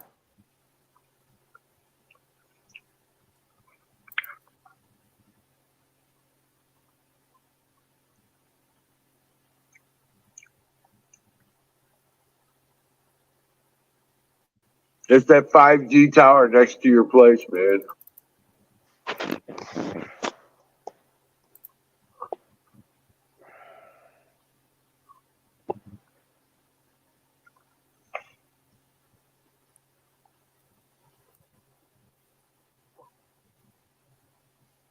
I'm not going to give Ragged any advice because he probably won't listen.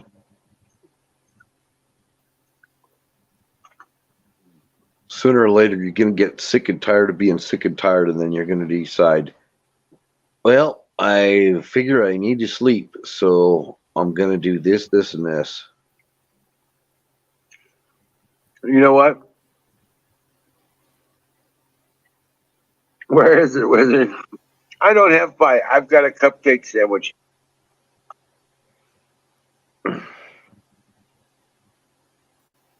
We're a pie family.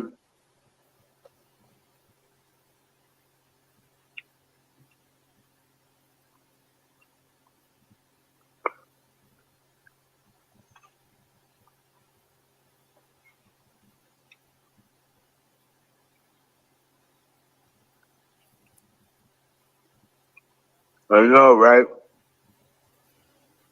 It's sad. It's really sad.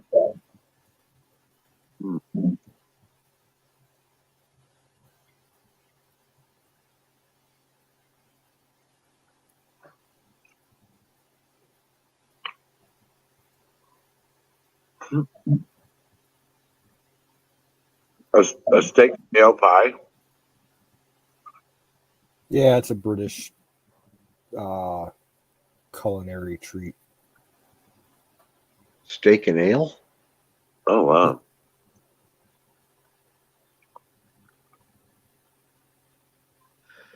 Ragged. I don't think Ragged drinks alcohol.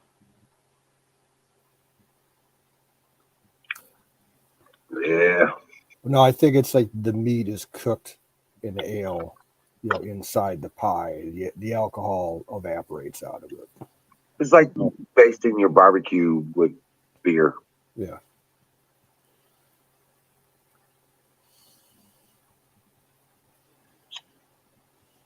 So the only ale I'm familiar with is really got a lot of hops and bitters to it.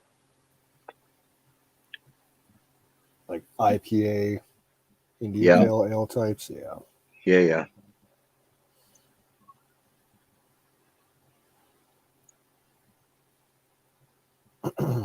Jay says you have to try the steak and kidney pie. Yeah, I'll try that in a heartbeat. I'd probably try it. Not sure I'd like it, but I'll try it. I'm open-minded. I love food. I love Yeah. most kinds of food. If it don't make me sick, Food's good. I Yeah, food actually had something that's really, really good. Is kidney tacos. It is good.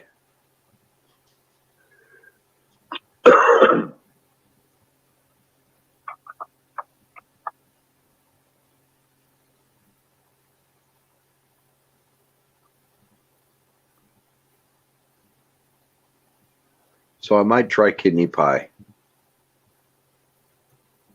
someday. If I ever make it over to England. Kidney tacos, Ragged.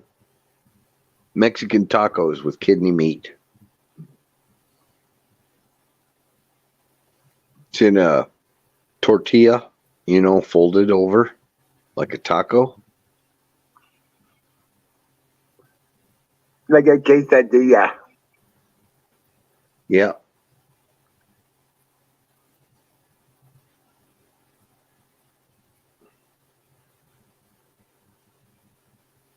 Yeah, man, I eat some tacos now. Welcome in, Jason.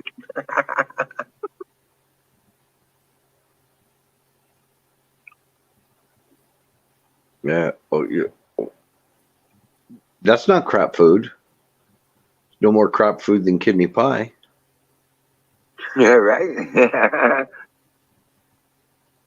No, they have a lot of crap food in the restaurants. Like the.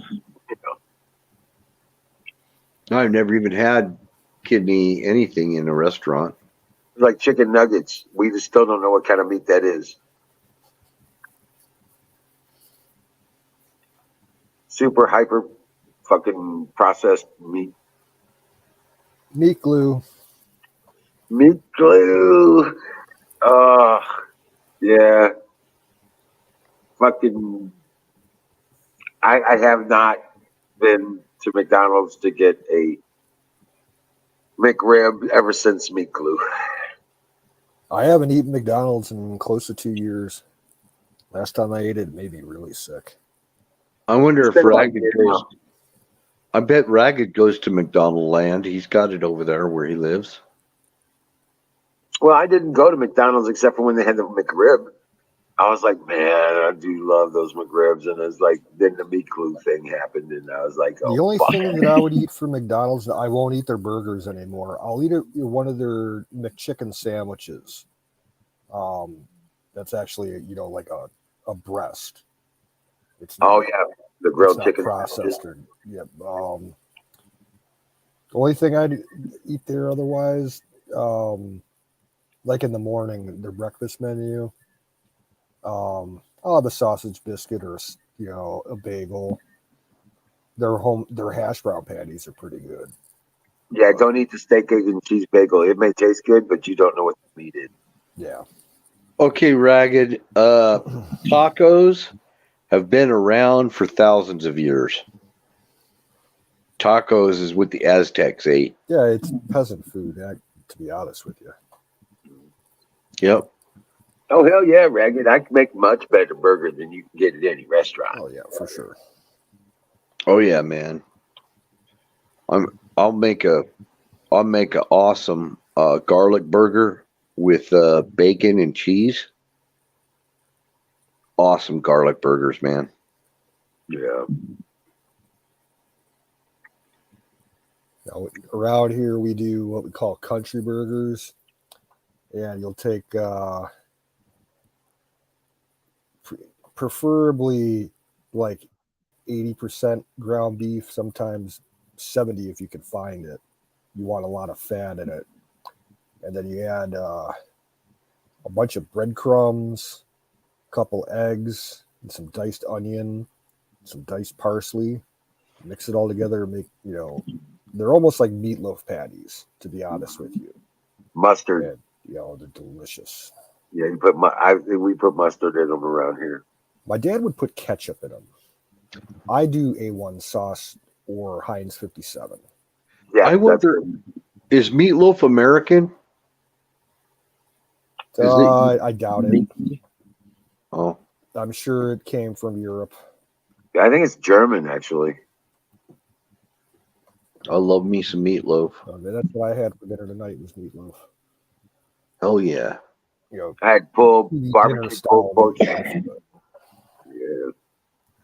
Nice thing about a meatloaf, if you make a big enough meatloaf, it'll last you for days. You make sandwiches and stuff. Cold meatloaf sandwiches, that's the shit there. Heck yeah. Yeah. That was my number one thing to pack for school lunches. Everybody be looking at me in the cafeteria. What the fuck are you eating? Meatloaf sandwich? Ew. Yeah, that's good as hell. I'm like, well, you don't have to eat it. Love meatloaf sandwich. Yeah, Ragged, I've heard that before. Curry, as you know it in modern days, wasn't invented in India. It was more in the UK. A lot of turmeric. I've never had anything curry before. Turmeric, turmeric sauce. turmeric and celery seed. Two main ingredients of curry, I think. When I hear curry, I think hot. Like lots of pepper in it, a hot pepper. But that too. Yeah. Then again, I don't know because I've never tried it. I've had a Pakistani version of it that actually they added hot pepper and what do you call it? Cloves. You could taste a hint of clove in the curry.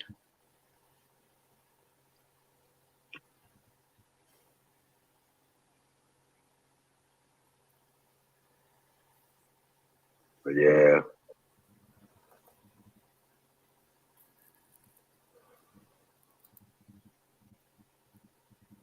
I bet food. I've never been to England, so I don't know if the food would be good. I was in a British hospital in the Middle East. It was British owned, and the food was British. And all I ate was boiled potatoes, and I wasn't very happy. Right? It's like, give me protein. And nothing but boiled potatoes. And I've had English fish and chips. And that was pretty good. But the boiled potatoes, nah. No.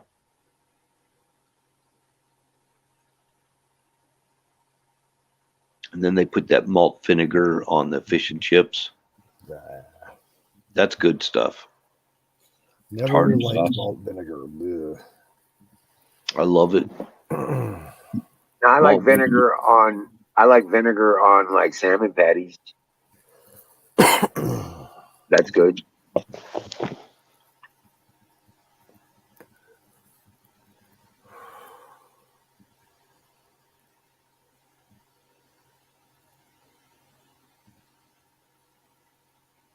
You're missing out, Raggy. I'm telling you.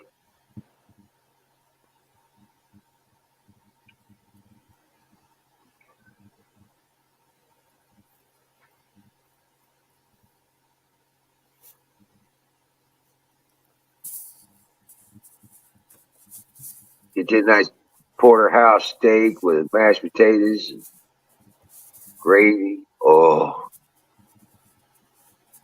Big old baked potato. yeah. Okay. Baked potato too. Yeah. Dressed out with sour cream and bacon, cheese,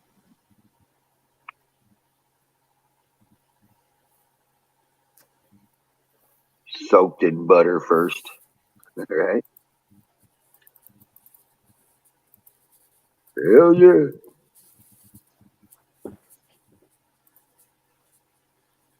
So we have in California, we have these vineyards that you go on wine tasting trips. And you go in, you try their different wines and everything, try it with cheese, blah, blah, blah. I'm wondering, that being said, if they have something like that in Scotland for different types of scotch. Well, I'm sure they do. I'm sure they They'd do. be Yeah. stupid not to. We have the wine tours here in Ohio because we actually do have quite a bit of wineries out here. I want to go on a scotch tasting tour. And I want it to last. I want it to last for like 2 months. I don't care for scotch. Oh, dude. Yeah, I like rye whiskey. I'll drink Irish whiskey if I have to, but yeah, I'm not a fan of scotch. I've only tried a few. Scotch and haggis. Ah. I had Johnny. I bought a bottle of Johnny Walker once, Blue Label. Yeah, dude. It was an effort for me to finish that bottle. Oh, wow. Oh, Johnny Walker makes me sicker than a dog. I can't stand that shit. That's rot gut. Same thing with Cuddy Sark. No. Right? But my cheap scotch is Clan McGregor. It's a blended scotch. And to me, the cheapest blended scotch is better than the best Irish whiskey. That's why scotch is so much more popular when the Irish were the ones that invented their whiskey, and they taught the Scots how to make it, and the Scots perfected it. Well, it's kind of like that's kind of what Jack was making in Australia. Was Right. Yeah. Irish moonshine style. They call it poaching. Poutine or something like that. Poutine, yeah. Poutine. Yeah, but that's not Scotch. No, it's definitely Irish. Yeah, I like it's Irish White Lightning. I like the brashness of Scotch. Irish whiskey's a little bit sweet, and it's light and sweet, and I like the brashness of Scotch. I don't know how else to describe it. Scotch is better than Irish whiskey to me. I had a really good night on a New Year's Eve a long time ago. drinking Irish car bombs. That puts you in a good mood real quick. I mean, I'll drink Irish whiskey. I enjoy Irish whiskey. I do enjoy it. I just like Scotch a wee bit better. Yeah. Do you know what an Irish car bomb is? No. You take a pint of Guinness in a glass, and you take a full shot of Jameson Irish whiskey. You dump. You actually set the shot into the Guinness, and then you chug it as fast as you can. Oh, that'll put hair on your chest. They're fun. After 2 or 3 of those, you ain't feeling no pain.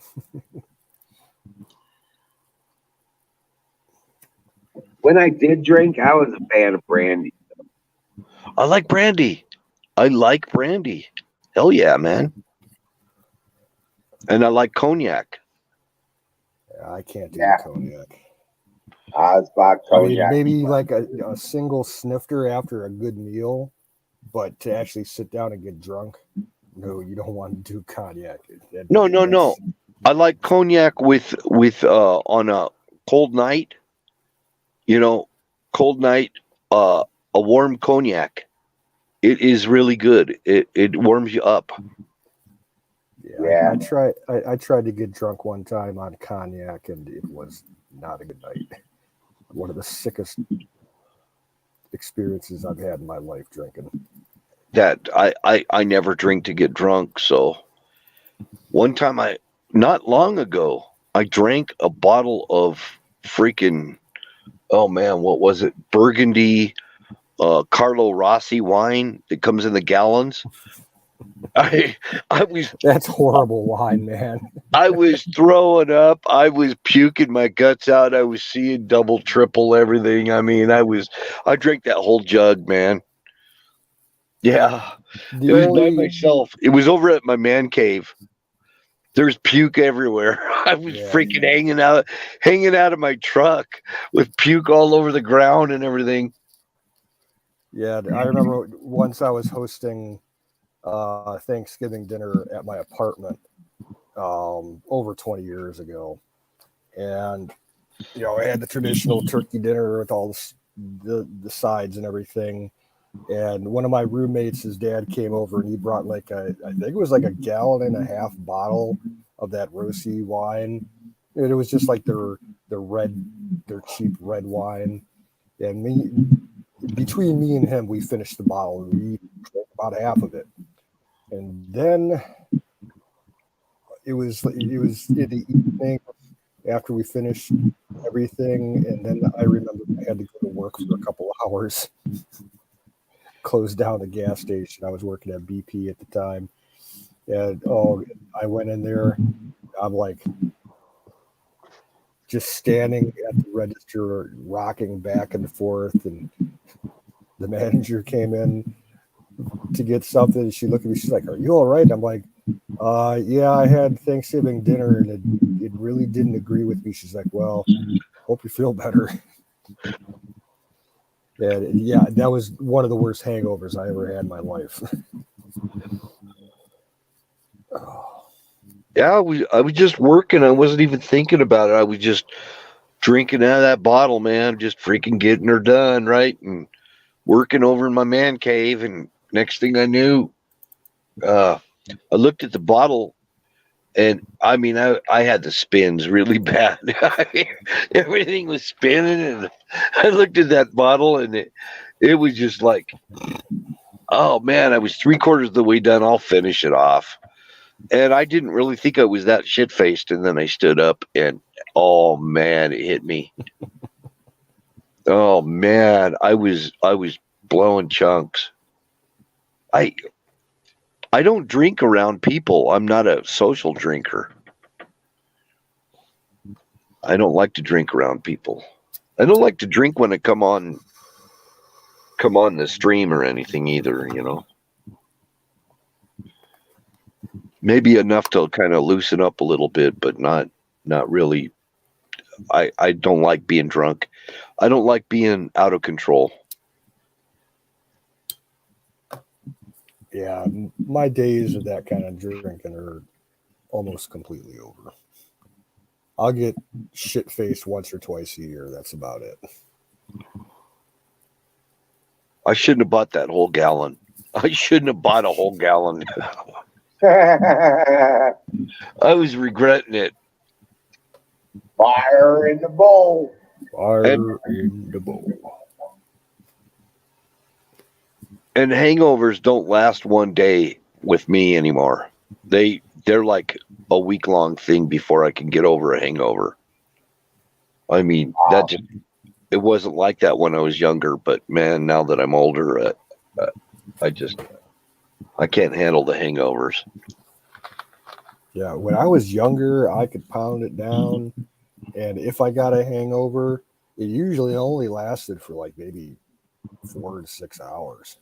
Now, if I get shit faced, that hangover's lasting for 2 to 3 days.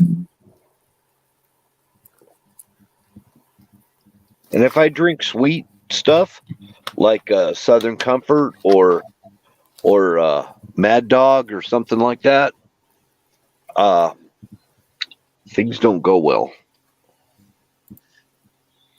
I don't know what sweet stuff. See, that Burgundy wasn't sweet, it wasn't really sweet. But if I drink something sweet, like sweet tequila or something like that, man, I actually get violent. I don't like it. I go out and try and fight. I fight with everybody and everything. I don't know why that does it to me. It does that to me. I've always been a laid back, happy drunk. I am, but sweet stuff is what does it. I figured it out. It got me an Article 15 in the Army. So I got in trouble drinking gold tequila, El Toro tequila. I got in a lot of trouble. I just don't drink Mad Dog. I don't drink sweet tequila. I don't drink anything sweet like that. No, it just has a very adverse effect on my personality. I used to like Old Granddad. You ever drink Old Granddad? Yeah, that's kind of rough. Yeah, that's harsh. That's kind of like 10 high. That's kind of like Con Jack. Yeah. Or 10 high. Or Wild Turkey. Yeah, that's too sweet. I drank a bottle of Wild Turkey once. I didn't care for it. It was too sweet. Because they had caramel to it. That's why I switched to rye whiskey. It's not sweet. It's got a bite. Has a more earthier tone to it. Yeah, I don't drink bourbon at all anymore. Unless and you I'm know in how a bar and feel like a Jack and Coke, if it's cheap. You know how a lot of liquor, when you drink it, it makes you tired. Beer kind of does that to me. Beer puts me to sleep. A lot of liquor makes me tired, but Scotch doesn't. Scotch makes me want to get up and go do stuff. Yep. And I get happy. I'm in my happy place. So it's weird. I mean, it depends on what it is. There must be something chemically there that I don't understand. But for me, I don't like drinking when the weather's hot, and that's kind of like against the norm, I guess, because everybody out on a hot day cutting the lawn, they can't wait to crack open an ice cold beer and everything. I'm not like that. If it's really warm out in the summertime, if I try to drink beer, I get sick. I haven't drank beer for quite a while. been about a month or more. I prefer to drink when it's cold weather. It's always been that way. I like beer when it's real hot. When it's like it was this last summer. It was so hot, man. We never had relief from 100-degree weather, and just to be able to go in and have an ice cold beer that just was so good. 1 or 2 beers, not any more than that. I don't drink that much. I just when it's really hot, and it's actually cheaper than an energy drink or a Coke, Better for you too.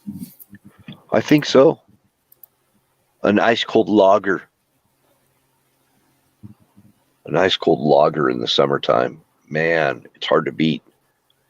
Especially you're fishing out on a real hot day, and to have an ice cold lager beer or water, either way, I mean, I'm good with ice water too.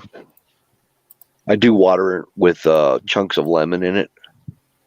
I like that. I've been drinking mineral water, sparkling mineral water. It's not Perrier, it's some other one. And I just put some ice cubes, put the Perrier in there, and some lemon, and I'm good, Mineral water, ice, and lemon. Because I don't like sodas anymore. I started finding out all the stuff that it's got in it that's bad for you, and I don't drink it. I don't drink it as much. I do once in a while. I mean, sometime an ice cold Dr. Pepper's good or something, But even then, I drink the diet ice cold Dr. Pepper or whatever. Or Diet Coke. If it's good enough for Trump, it's good enough for me.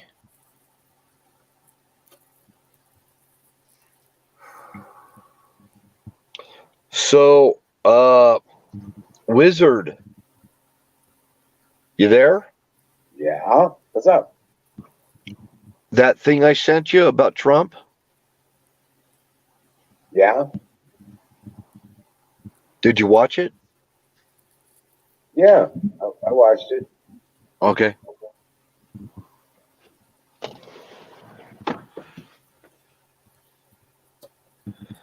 There's things going on behind the scenes that a lot of people are not aware of. There's no way to be aware of it. Right.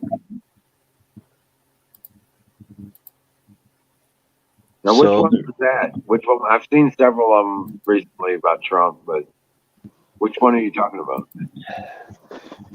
I sent it to you this morning, but I can't. I have to go off my phone to be able to find it.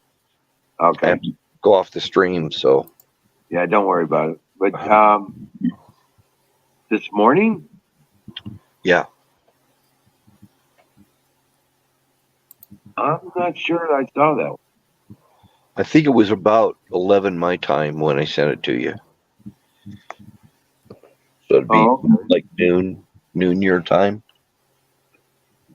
Well, I would have been outside doing my things, but yeah, I know. Hold on a second. Let me take a look.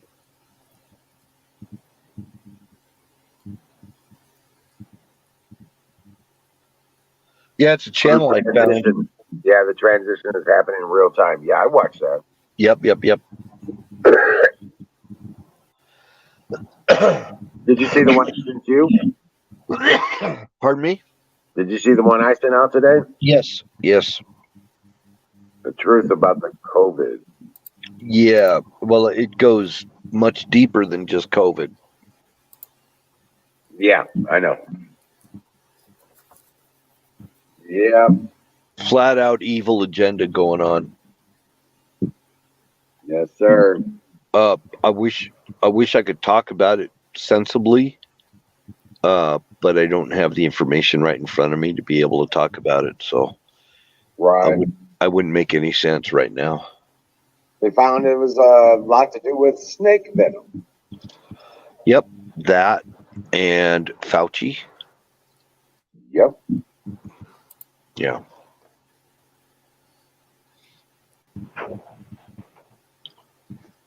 Now, I'm wondering if Ragged, if you're still here, if you can tell me, don't you have a poisonous snake in the UK called the Death Adder?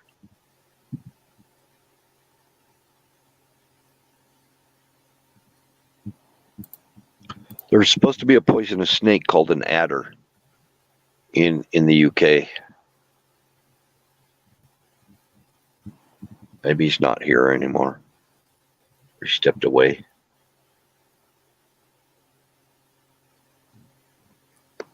Yep, I just looked it up. Adder. Widespread in England and Wales. Yep. They're also called the Death Adder. But yeah, I think that's the only poisonous snake they have there. Yeah. And they said that they were gone from Norway for a very long time, that they hadn't seen them. And all of a sudden, adders are showing up all over Norway because the weather, because of the warming patterns that we've been having. So typically, Norway would not have adders, but they do now. Oh wow.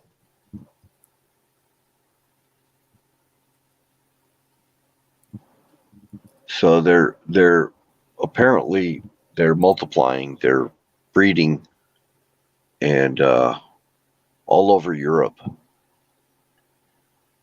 which is not a good thing.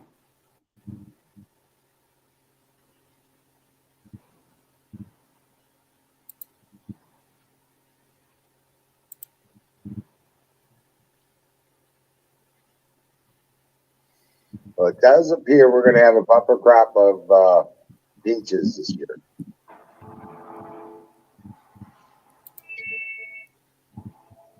Where in Missouri? Yep. Looks like we're going to have a bumper crop of peaches. Oh, Yeah. Freezes haven't messed with them at all. that's awesome.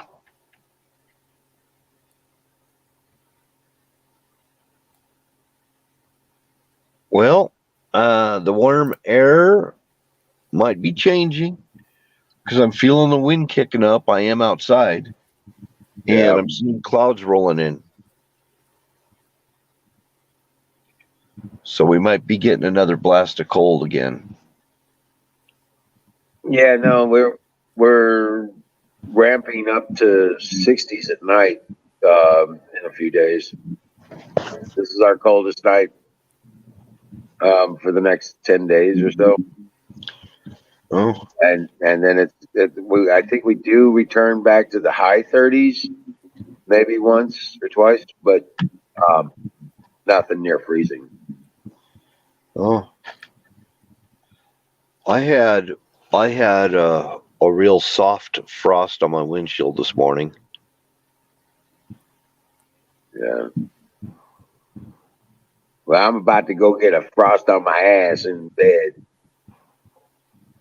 Yeah, I need to get back to bed and get up in the morning and do something. Well, I haven't been up here in a while, so I thought I would come up tonight. Excellent. Thank you. It's nice. Even though I'm going to pay for it tomorrow. Right. You wanting to stick around, Canoes? Yeah, I think it's about time. It's past 1 o'clock here. Yeah. I want to thank everybody for coming out and hanging out with us then. Rock on. Ragged Coin, all the chatters. Thank you, Bill, for coming up and hanging out. Thank you, Canoes, starting up the show and stuff. Appreciate that. Yeah.